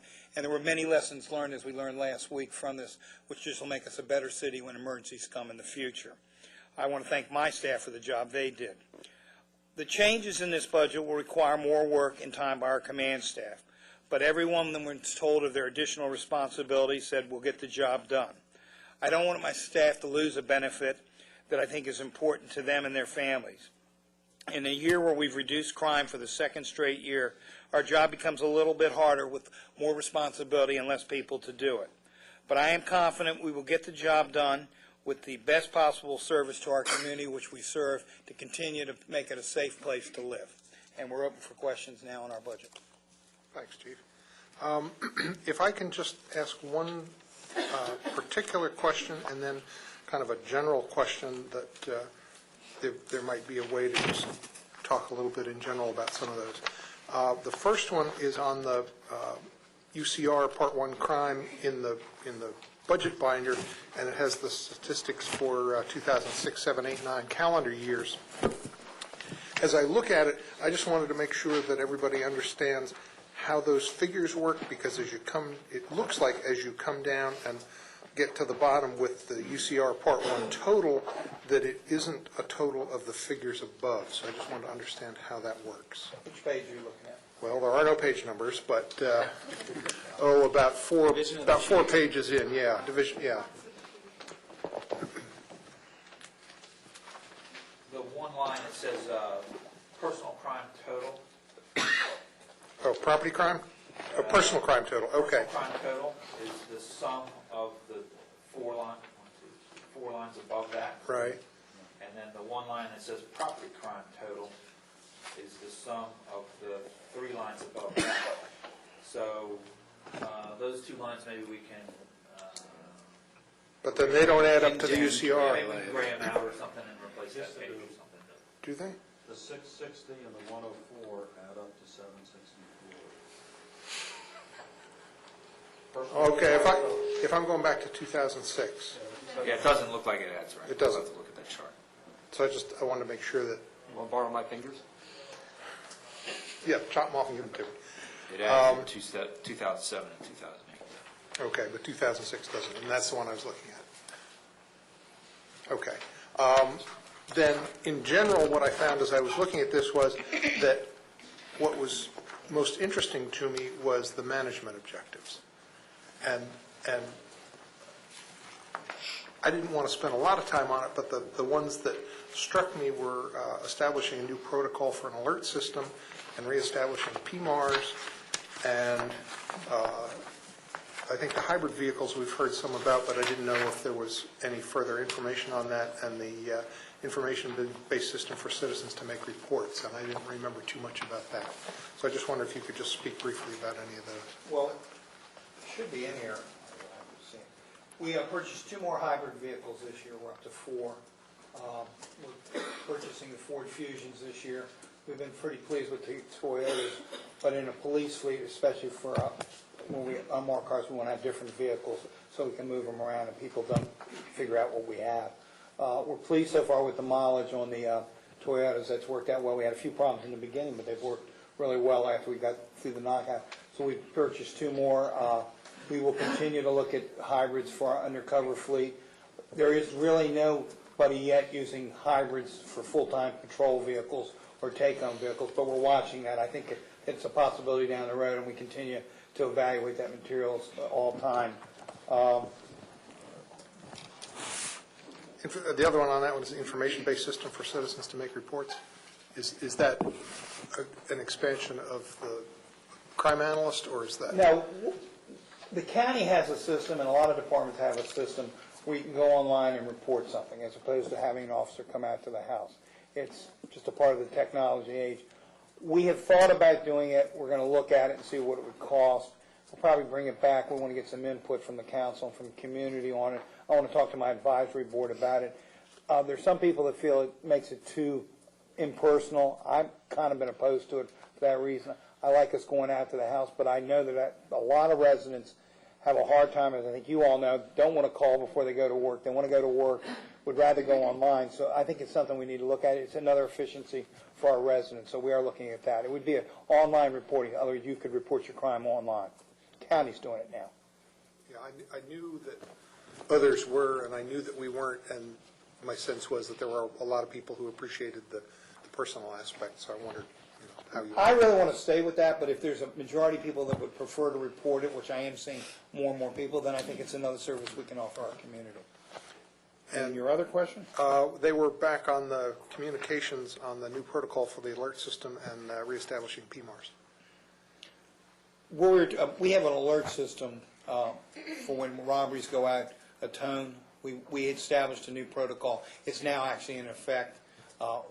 When you use the tone and when you don't use the tone, so the officers hear the call. I'll let you address PMARS.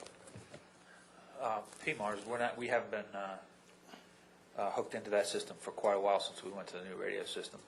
And it may be a system that goes by the wayside anyway with the advent of 800 megahertz systems and the ability to program radios to communicate to each other. The system's becoming less and less important. Okay. And then also back on the administrative services, all of those objectives, if there's anything that is important to talk about in terms of purging evidence and the new towing service and process and backlog of reports and developing and managing new department volunteer program. Last page of the section.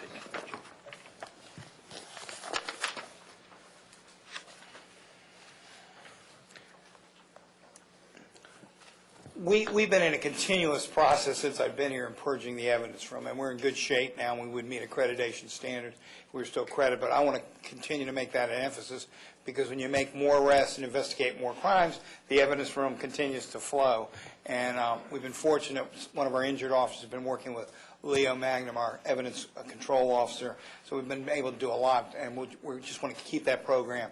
It's very important to me that the evidence from never get to the state it was when I got here, and I want to keep it on that, and so we'll continue purging. One of the things we're doing, we've started a new reporting system where he'll report to me each month on what has been purged and what different activities they did in the evidence from, which is just another way of keeping me updated and the department on where I want to keep them on the evidence from. We've been looking at the towing service. We were hoping to go with a program with the county, but because of the county's budget problems, we didn't. So we're just looking at reevaluating our towing program to make it more efficient for the officers and for our citizens. So we've been going through a process really for the last 3 years here. We were in one direction, we went in another, and we're still evaluating. This year we're going to just update it. The biggest thing is I want to be able to have an efficient service that serves the officers out in the street when they need it, and for our residents when they need to retrieve a car that's been towed. So that's what's going on there.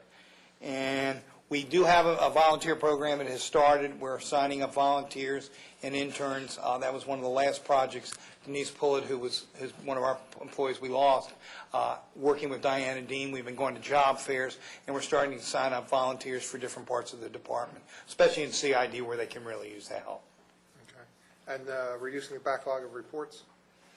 One of the things we encountered, we were without a report clerk 2 years ago, and we've went to a new reporting system. Lieutenant Bowers is working with the sergeants to ensure that the reports are submitted in a timely manner.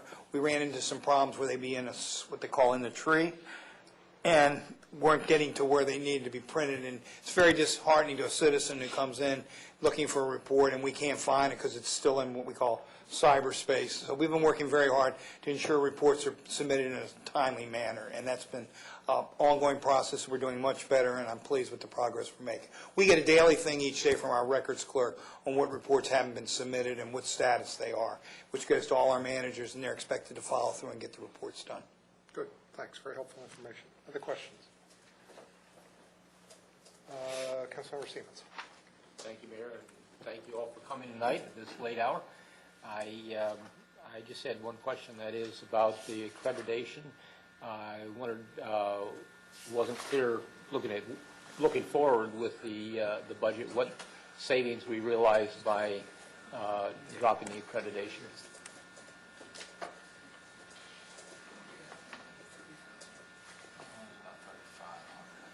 Direct costs to run an on-site twice. So far, About $10,000. Just so you know, with the research policy manager, we're still following the standards and how we handle things in the department. We're just not paying to have somebody come out where it really costs us the money to look at our department and say, well, you need to do this or to do that. But we're still following the manual, and I'm making sure that all the different reports that we submitted under accreditation are still being submitted. And the accreditation officer is? He is a research and policy manager, still working part-time, paid for out of a grant for the next 2 years.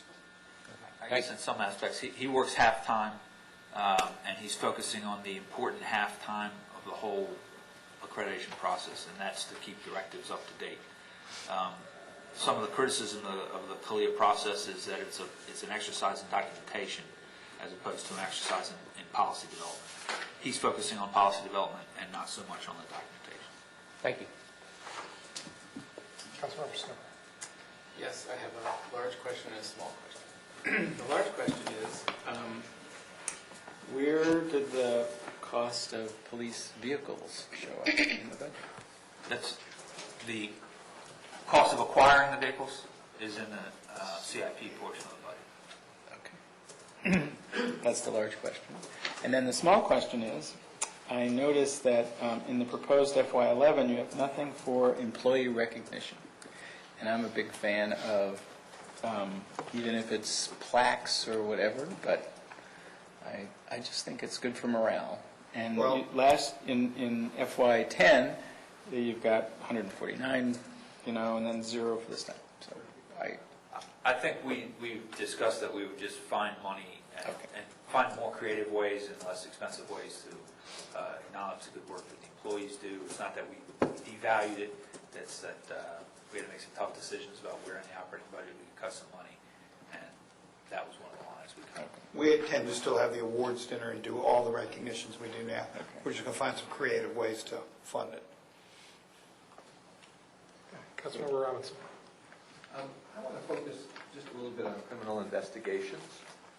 This will be a little bit of an education for me, probably, because in passing, I note that that's the one department that went up about 20% in the costs, and I'm assuming that there's a new hire that boosted the cost by 20%. Went from $1 million to $1.2 million or so, roughly. And I don't know the way the department works very well. I note that there's operations with 29 officers and then criminal investigations with 11 officers. Can you just kind of describe what goes on in criminal investigations and tell me why it went up 20%? Well, we have Lieutenant Sipperly heads a division. The way it'll be set up next year, he will have 4 detectives. There's a sergeant and 3 investigators in TEU. It's the victim assistance coordinator, which is Diana Dean, the crime analyst who you met tonight, Andrew, and he will also have Leo Magnum, salary push, who is the evidence officer, will be on that board now. I think part of the problem why it went up was that some of the positions last year in the budget weren't in the right spot, and we got everything where we need them right now.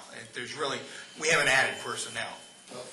So it was an internal numbers thing, budgetary exercise of some sort that pushed it up 20%. Okay, and how now I'm getting into parts that aren't necessarily part of the budget, but are they different parts of your offices downstairs? And this shows that I've not visited you, which I ought to do. Well, CID, Lieutenant Sipley has the detectives and Diana Dean and himself in one office. The crime analyst has an office. The evidence room has an office. TEU has an office. So they're all in separate offices. He's responsible for all of those folks. Answered to him.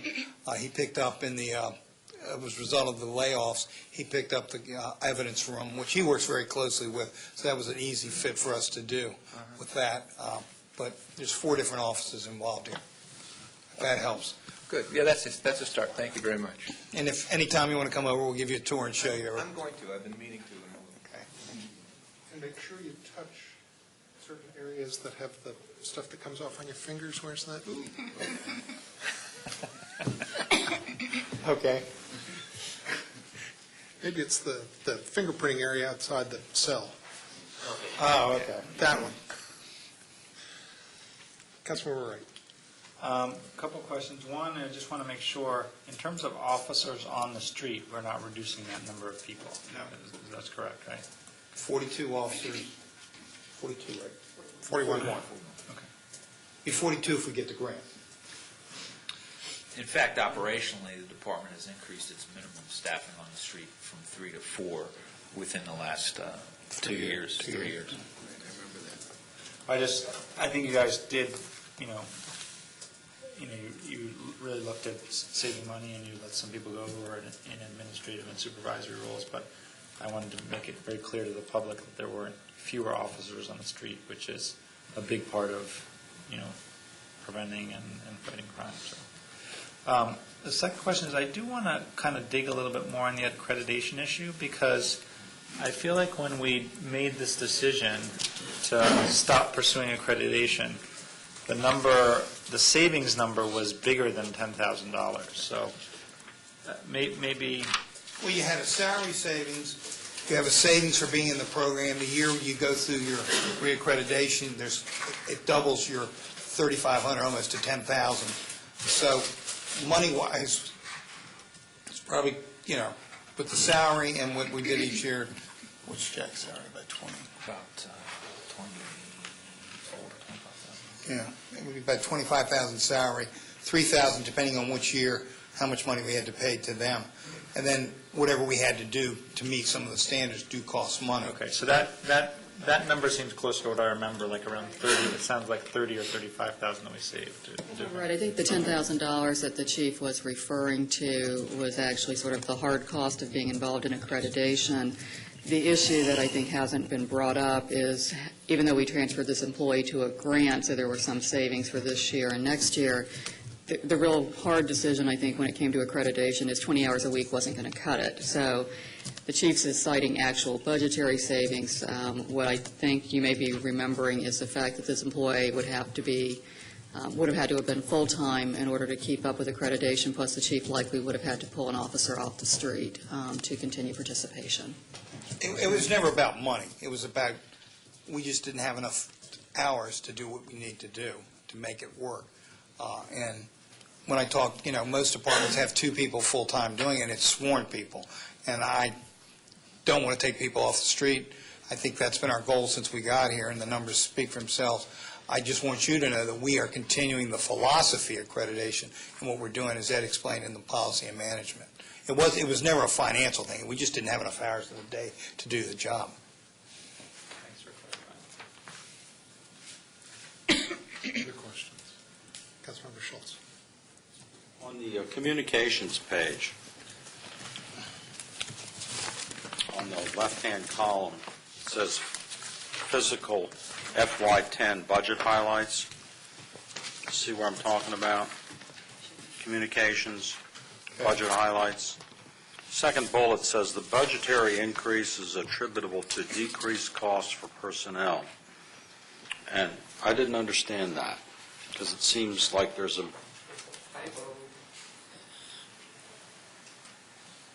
Yeah, it should be just a budgetary variance. It's a decrease, Councilmember Schultz. So it's the word should be variance there. Correct. Yeah, I just knew there was an error. I just couldn't figure out how to correct it.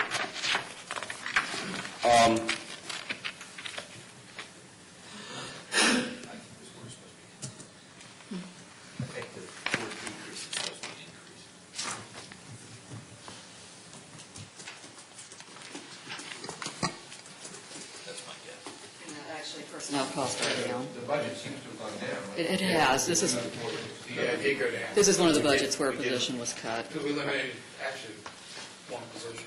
Right. Communication supervisor. So the budgetary variance is attributable to decreased costs for personnel, is that correct?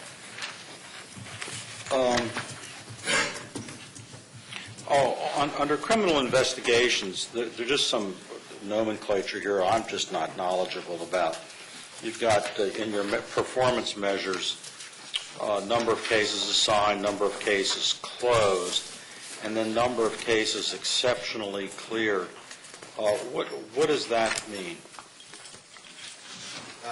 Basically what happens is exceptionally cleared is where we've investigated a series of crimes, and we have multiple robberies, and we identify multiple suspects, we make an arrest. And based on the totality of the circumstances that we have reason to believe that these suspects are responsible for this, but I guess due to the lack of possible evidence and other factors involved, we don't have enough to actually prosecute that person and actually charge them. But we know for a fact, based on what we've developed, that they're responsible. What we do is exceptionally clear that out, where we identify these suspects as the persons involved. Unfortunately, we just don't have enough to prosecute them and charge them. So we exceptionally clear those cases out where they've been identified. That would be a little bit like the case where you arrested those 3 teenagers for all those burglaries. Right. Correct, exactly. Okay, thank you. That makes sense. I appreciate it. There's certain standards on the UCR we have to meet before we can do it. It's not just Lieutenant decides, we can shut all these down. We have to meet a certain standard, or we'll be called on the carpet for it. It's very important that you do follow those standards. Okay. All right. I don't think there was anything else. That's all I have at this time. Anybody else before I go back to Councilmember Robinson? Councilmember Robinson. I'm going to get picky on communications again, or on that same page with the numbers on communications. You said I see that there's a senior police dispatcher whose FTE has been removed. I also see under division expenditures by type that overtime went from 11 to 20, and that night differential went to from $200 to $20,000. So. Is that people taking up the slack of the senior police dispatcher not being there, an extra $30,000 in overtime and night differential? I can't answer the question about overtime, Councilmember Robinson. I do know as we were checking some of the numbers in the system, and I think this shows up in other places in the police budget, there appears to have been some night differential that actually got coded to straight wages. I see. So I think there was a problem in terms of how some of the night differential dollars were coded. So they're actually showing up in wages for the projections for FY10 rather than under the right category. So it was a coding issue through payroll. Okay. Thank you. If we can just see if anybody has any questions on the capital budget section for the police. There's one section up the top where it's for patrol cars and mobile computers. Does anybody have any questions in that area? Anything you need to say about that? I noticed that the bulk of the capital is in the out years for the police department. It looks like the We reduced the purchases this year in an effort to help save money. Okay, so some of those got pushed back. Yeah. And you're comfortable with all of those pushes? I'm not looking to bring them back in, but I just wanted to know if there's any difficulties that arise from any of that. I am very comfortable tonight with everything that's in this budget. Okay. And your arm doesn't hurt at all, right? No, we've had a lot of discussions, and everybody. I have the biggest budget, and I know that. Most of my costs are personnel, but we've done well with the fleet, and as long as we continue in the out years doing it, we'll be okay. And by getting some of the the hybrids, that's helped too. And I'm hoping they last longer than some of the other cars we bought over the years before I got here. So. No, I'm very comfortable, seriously. We know we're going to have to tighten it up, and everybody in the city has to do it, and when you have the biggest budget, you're expected to cut the most, and I think we have, and I'm comfortable with it. If the one thing that citizens said in the survey, not to reduce sworn strength, and that's never been a discussion. Ms. Matthews has supported us 100% on keeping us at sworn strength. We'll continue to do that. And the results we've had tonight are just a good example of what we can do with people. So the bulk of the future capital expenditures in FY14 of the radio replacements and the mobile computers and the CAD consoles and all that, the equipment that we have is fine. It's fine now, but down the road, we're going to have to replace it like anything else. You can't use it forever. I think what you're seeing there is this, we are anticipating that somewhere around FY14, the county may go to a new generation of radios that may require us to replace wholesale our entire inventory. To offset that, though, we've foregone field radio replacements for the following, for FY11 through FY13. Why buy new? They're going to be obsolete in 2 Exactly. years. Exactly. There's a lot going on. Some of you, Ruben, in the federal government, with the FCC and broadband, they're looking at new bands right now. I've been going to a lot of meetings on it. Went to one downtown, and in Philadelphia, we discussed it quite a bit, and have met with FCC. So there should be some major changes. So rather than keep fixing, we're going to wait and see what happens down the road, because I do believe we'll be going to a new radio system down the road, and we're Montgomery County, and which we're a part of, we're ahead of the game, because PG is still yet to catch up, and neither is DC. And by the time they catch up, it might be outdated what they're doing right now, to be honest with you.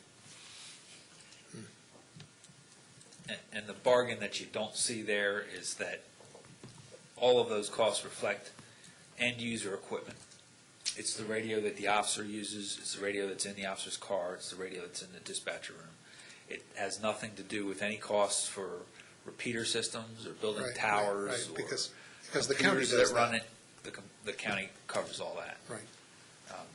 That's the benefit of being in the system with them. And therefore, there will probably be another waiver required when we go this route.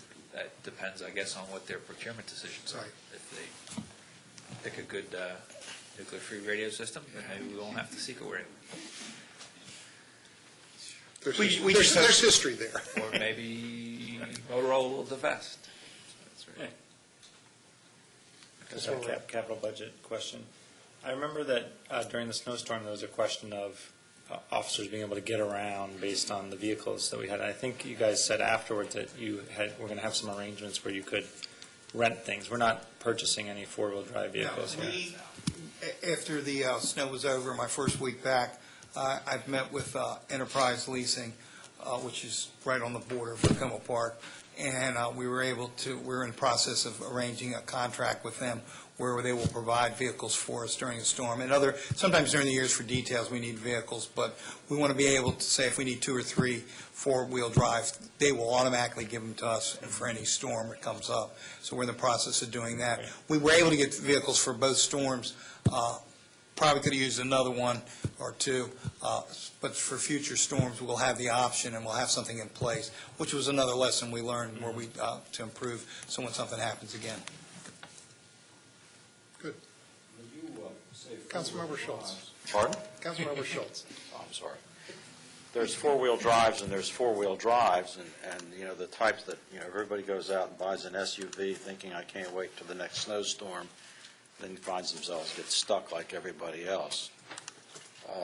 Is there any thought? Are these sort of more serious kinds of vehicles that are really capable of getting through some of the crazy snow we've had? Well, some of the feedback I got from my lieutenant was we could use some bigger vehicles. Right. So that's what we're going to arrange to get as big of vehicles we can get, especially because we have such wonderful mountain-type roads here in snowstorms.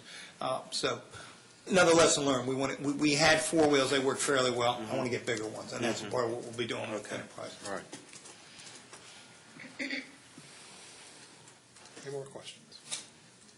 Before you sign a contract with them, I want to tell you about my experience with them, but not here on the cameras. It's safe to do it here. Okay, then we'll just move on to the last item, which is the speed camera fine. And I'll excuse the rest of my staff and ask Sergeant Skipicki to stay with me.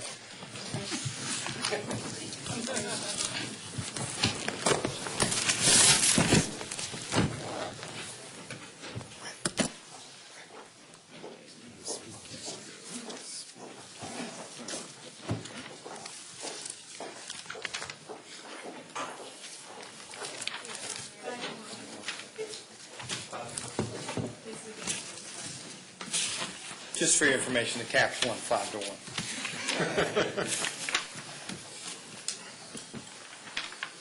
I guess I'll throw the ball to Bart.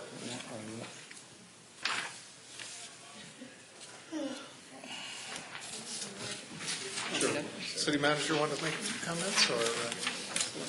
Well, I mean, I guess short and sweet is that program's been in effect just about a year. We still continue to have violations and stay in business. It pays for, in my department, 2.5 employees. Obviously, it's bought us a lot of sidewalks, and it has reduced accidents on New Hampshire and on Ethan Allen, which is what the purpose of the program is. But the revenue does support those 2.5 positions in my department, and we're continuing to have violations, and we'll continue to. But we're looking at some other locations in the city, but it has to meet a certain standard before I will come before you for approval. That it is serious enough to put a vehicle or a temporary thing in place. We've had a good working relationship with ACS, who work with us to assist us in serving the residents. The revenue, as Barb has informed you, hasn't been as high as we expected. I can give you lots of reasons why it hasn't been as high as we projected, because the program's working and it's supposed to go down. 2, there is a lot of construction going on in our city, which during the day reduces some of the violations. At night, it's full game, to be honest with you. There's construction. The other thing is that, you're expecting it to go down. It hasn't gone down as much as we would have expected on New Hampshire Avenue.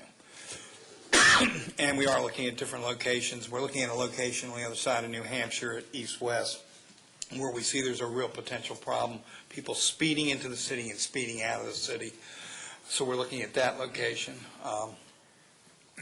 I think I'll let Daryl talk to you about sidewalks. We have bought equipment, and I'll be honest with you, that has helped us buy some equipment that in tight times we might not have been able to get, that keeps us on board. So it is working for the city. It's been a valuable program. It's reducing accidents, especially pedestrians. Unfortunately, we're not getting as much compliance as we would like, because it's still bringing in revenue, and we will continue to work it, but we'll look at other locations, because we do know there are other locations in the city. And I'll throw the ball to you on sidewalks. Before you get there, just a quick observation that the FTEs at the end of that first page need adjustment, because you got 5 totaling 3. So. Right.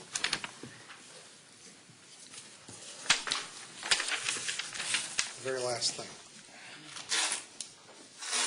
I'm assuming it's... What's going to happen is we have a traffic officer that was supposed to be full-time, but we did not move her over because of some shortages in the area.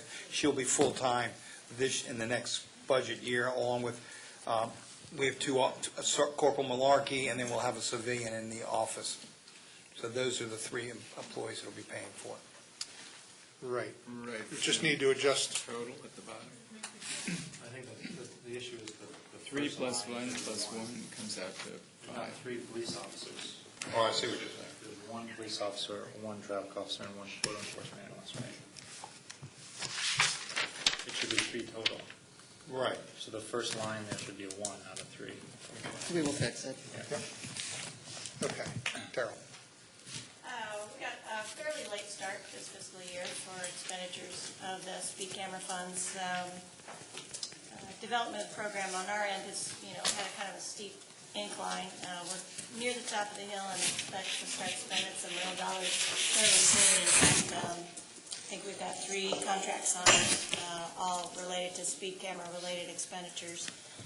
So we anticipated spending about $500,000 this fiscal year. We still think that we can reach that. Though there's 3 of us that are working on various programs using speed camera dollars. And Daryl, can I interrupt you for just a second? Maybe you can rescue the microphone from the chief's department, get them over in front of you, and that way we'll kill the Okay. So the 3 current programs, one is the Safe Routes to School sidewalk design that's being handled through the planning office. They're anticipating spending about, they have, I think, $130,000, if I'm understanding correctly. A portion of that, large portion of that is going to go towards design for some specific sidewalks, and then we will anticipate starting construction on one of those sidewalks, most likely the rear of the community center, this fiscal year. The rest of those sidewalks that are being designed now are intended to be constructed in the next fiscal year. Though if things move ahead at a more quick pace, we'll be able to get some of those constructed in this fiscal year. The other big project we've started, and you may have seen some of that around the city, is our sidewalk ramp deficiency work. We had started with our contractor with just a list of deficiencies, just general deficiencies that come up over the course of years, and we're making sure that as we're in a place fixing a heaved sidewalk or a tree root problem, we take a look at the adjacent handicap ramps to make sure that while we're there, we take care of them. So we've been starting to make some headway on that, though we fully intend, and in fact next week we'll start on a full-blown project of handicap ramp and ADA non-compliant sidewalk work. We've got our general contractor on board and a engineering consulting firm that's been developing design standards for us. We'll have an inspector on site, and we'll just move as quickly as the construction folks can towards making those improvements. We anticipate spending at least $300,000 in that aspect of the program, both through design and the engineer's time as well as the construction work. And then through next year, we have a similar expectation in terms of expenditure of funds, though again, we've each experienced that the cost for engineering design work is a lot more expensive than we anticipated. We feel like we've got good pricing given that we have 3 firms that we awarded contracts to, and we are riding on existing jurisdictions' contracts. But because it's a fairly new area for us to do design work this way, it's been an education. And the cost of engineering and design is I have a better understanding now for why it seems to take State Highway so long and cost so much for them to do what they do and when they do it. But the work of the engineering services has been a significant cost for that. We have a list of sidewalks that we've developed to start on in fiscal year 11.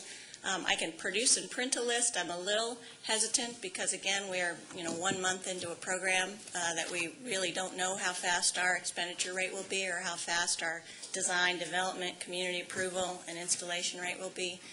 But we can certainly provide sort of our list of starting here and going there. It may take 1 year, may take 2 years, may take 3 years. And if that's of interest to you, I can produce that through the city engineer and the planning office and myself. We've been using the tool design data as the guiding documents for that. We've been using their priority ratings and then trying to add a little logic to it in terms of, if we've got a Tier 1 deficient sidewalk and some handicap ramps in the area, we're going to try to take care of that all at the same time, while we're there. So we're trying to manage it in a way that makes sense. So. Councilmember Siemens. Thank you, Mayor. I'm just curious how you weighed in, since we know that the report that was produced and prioritizations had flaws in it. I wonder how you're factoring in the community needs, such as the nursery school there on Oswego Avenue. I'm not sure what you mean by flaws. My understanding is that Council adopted the methodology that we put forward, so we've been basically using those rankings and that criteria within the development of our program. But I believe the resolution that was passed said that we recognize that there were, that the prioritization only took into account those facilities that were in and that were part of the Safe Roads to Schools criteria, but that there are other institutions within the city that have sidewalk needs that were not taken into account, and that our planning would take those into account. Well, currently the sidewalks that we've got developed for this year and next year are all Tier 1 sidewalks that are listed in the tool design data. Well, there's a great need on Geneva Avenue that also would be in Tier 1 if that institution was part of the prioritization scheme, which it wasn't. And I was assured at the time that that resolution was passed that those other needs would be taken into account. It doesn't sound like you've even considered those. Well, in that particular street, there's a couple other issues going on, one of which is right-of-way, an existing right-of-way, and also the plan is to, when we can, put full block sidewalks in rather than just portions of block sidewalks, and so that issue happens to be a factor on the Geneva Avenue sidewalk. So that's one of the reasons why it hasn't made it up the list, because there's some difficulties with implementation of a sidewalk on that street. Those difficulties haven't been explored because I have in the past talked with the church, and I grant you it's been a couple of years ago, but they were willing to cede the land necessary to the city for the sidewalks, and it sounds like we haven't even explored that.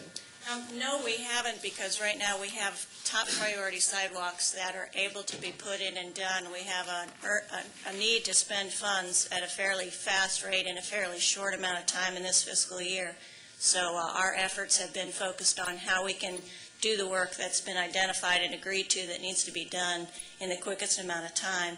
I think once we get our little more experience under our belts, we'll be able to expand and take a look at broadening the scope of work, both with the experience of the engineering firms as well as ourselves. But when we have those kind of conflicts, we have to make a calculated decision as to, do we put the ones in that are easiest to put in now and then work on the more difficult ones over time, or do we spend the time that we have now working on the difficult ones, not get anything put in, and then have more of a backlog later on? So far, the decision has been to put the sidewalks in where we've got right-of-way, we've got space, and we've got a need. I would ask the city manager to kind of change the priority so that we look at the problem of young preschool children being walked in mass up the street where there are no sidewalks, when it is relatively easy and not a great distance to put in sidewalks where we've already recognized that there is a need. And again, I express my frustration with the prioritization that did not take into account all the institutions in the city, but only those that were part of the criteria of the grant.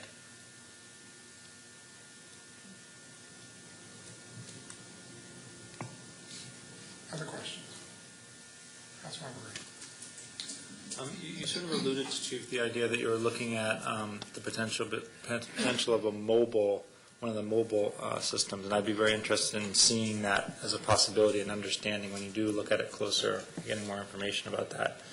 I think it's interesting that the state cut highway user revenues significantly for us again this year, or kept them low. And my understanding from Bruce is that part of the justification for us not getting compensated for tickets that our local police write related to infractions like that, that money goes to the state.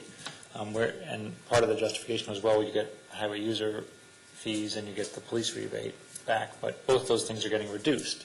So this does give us an option to be able to move something around like you would an officer and contribute to safety by reducing speeding, but also getting revenue to fund that activity, since the state seems to be reducing our opportunity to get revenue from that. ACS, like any other company, when you put in a fixed pole, that's a major investment, and it takes about 3 years where it'll either should go down or it'll continue. I think you're going to find New Hampshire Avenue will always be consistent, just because of the nature of it. It's different from any other road, and I'm looking at everything Montgomery County does also. But in an effort for them to, obviously, it's easier for them to put a mobile thing or what they call a portable in place, and they've been talking with us. And obviously, like when we did the study on Piney Branch, we've done some other studies throughout the city, and there are other locations that may need a speed camera put there, not for a permanent place, but one for an extended period of time until we reduce the violation. So we're going to be doing a lot more of that in the next year. Councilmember Robinson. My question is about sidewalks, and it's about the state roads, the status of which may change, and whether or not you've taken that into consideration as far as having to put sidewalks in the places where we hadn't initially planned. Well, the information that we have related to sidewalks on state highways is the tool design work did not evaluate sidewalks nor handicap ramps on state highways, except when they intersected with a city street, and then they included the data on that. So it's a little spotty. We don't have an evaluation of those sidewalks. State highways policy is a little convoluted, but they say that the maintenance of sidewalks on the state highway, as well as the maintenance of any other bench, other kind of amenity, is the responsibility of the jurisdiction wherever it's located, even if state highway funded the installation of the initial sidewalk to begin with. That's their policy. However, they've also had programs, and currently had a program underway on New Hampshire Avenue where they made improvements to the ADA ramps along New Hampshire Avenue, which was a great thing, and we're totally supportive of that. That's wonderful, and they have the capacity to do that type of work. But again, following their logic, it would have been the responsibility of the location that it was, jurisdiction it was located in to do. So it's a little bit of a mixed bag. I guess at some point we'll have to determine a policy on that. What we've done this year for the first time, as far as back as I can remember, is we've started to make sidewalk repairs on State Highway, particularly in areas where we had significant trip hazards, long time, report of problems. So we've been doing some repairs both on Carroll Avenue and Philadelphia Avenue as it relates to sidewalks. We're also addressing those handicap ramps where they intersect our roads on State Highway. Right now we're currently working on Holt and Philadelphia Avenue in terms of correcting the compliance on that ramp. Okay. Councilmember Schultz?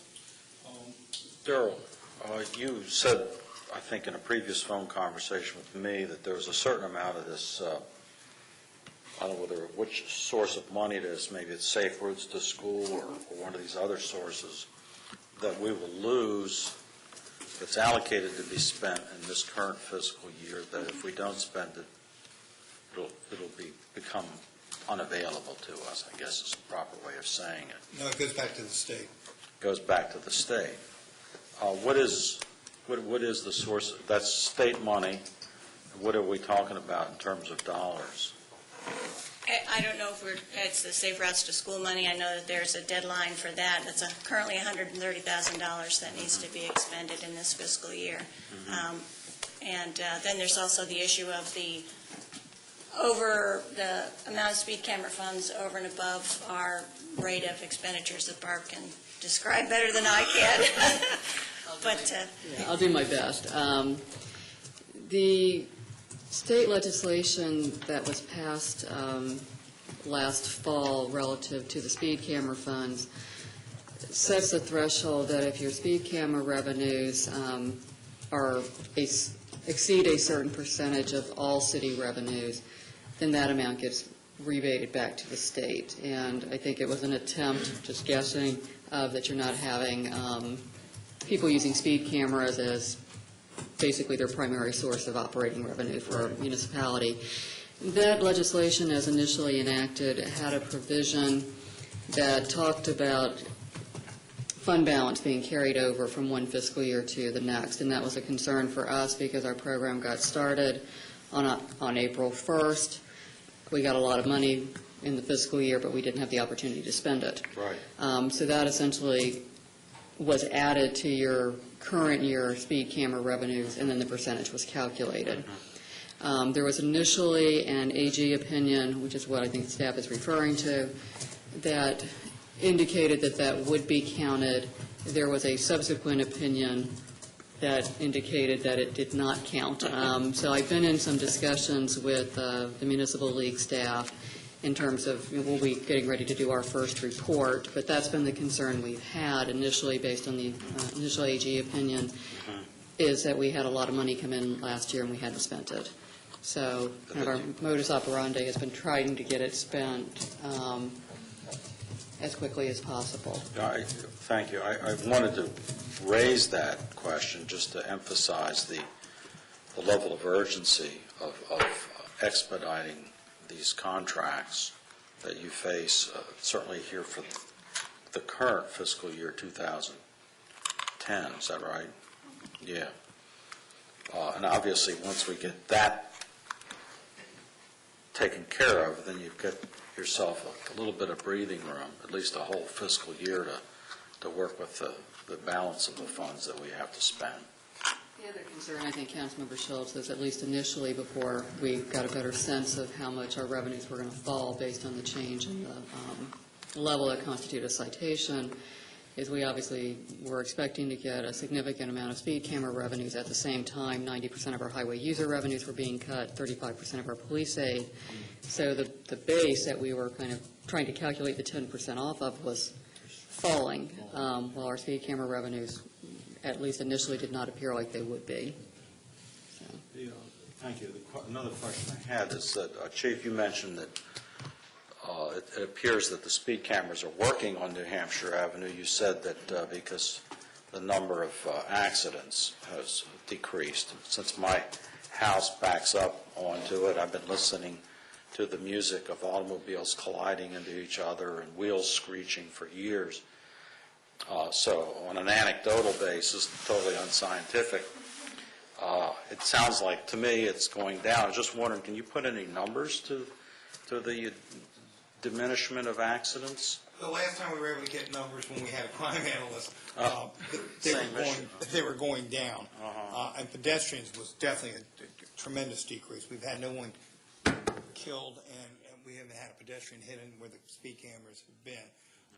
We intend, because it's part of our job, to continually we'll have more numbers when we finally do at the end of the year. We want to get 1 year in, and we're going to look at the numbers for 1 year before the cameras and 1 year since we have the cameras as a comparison.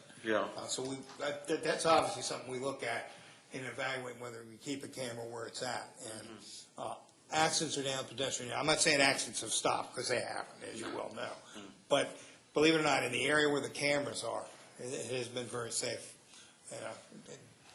But it's also, as you well know, when they go up the hill, they try to speed up. But our traffic officer now sits at the top of the hill and welcomes them before they leave Tacoma Park. We have a little visit with them, and we do it the same way at the other top of the hill. So. Okay, thank you.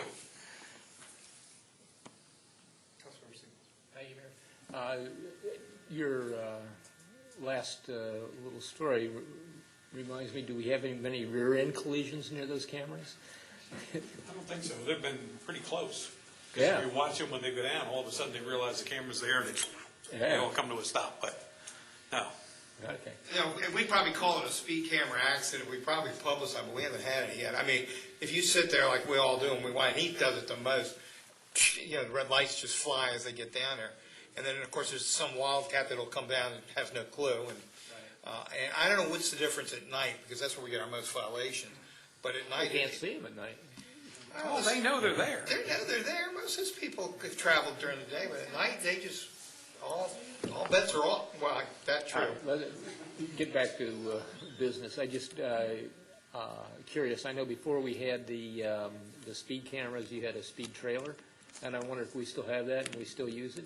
We bought a new trailer, and one of our goals is with the new traffic officer. That'll be one of our assignments to move it around the city.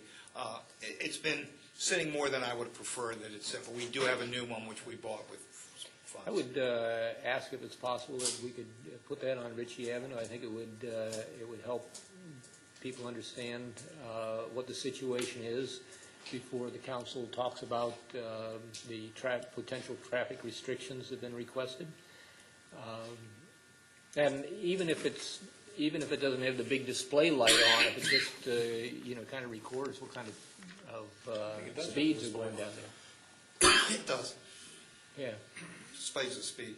Yeah, I know. I'm saying even if it didn't display the speed, does it record the speeds that it gets? And that would be helpful to know what people are really doing down through there, especially the stretch between Piney Branch Road and the first speed bump.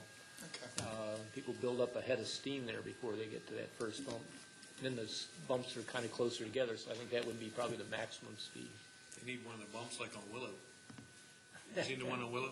Yeah, Maple Avenue would be bad enough. All right, thank you. We will. Is that working? Okay. If I could just make one brief comment at the end, I just want to say that I think I think all of us on the council understand Councilmember Siemens' concern about the criteria and for sidewalk inclusion at the nursery school. I think we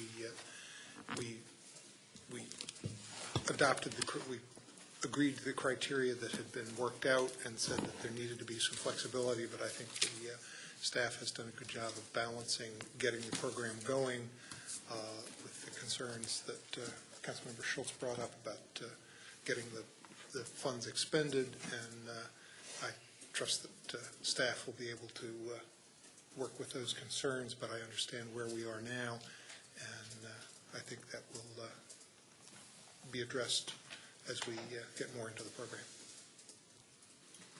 He's more understanding than I am. Any other questions? We're adjourned.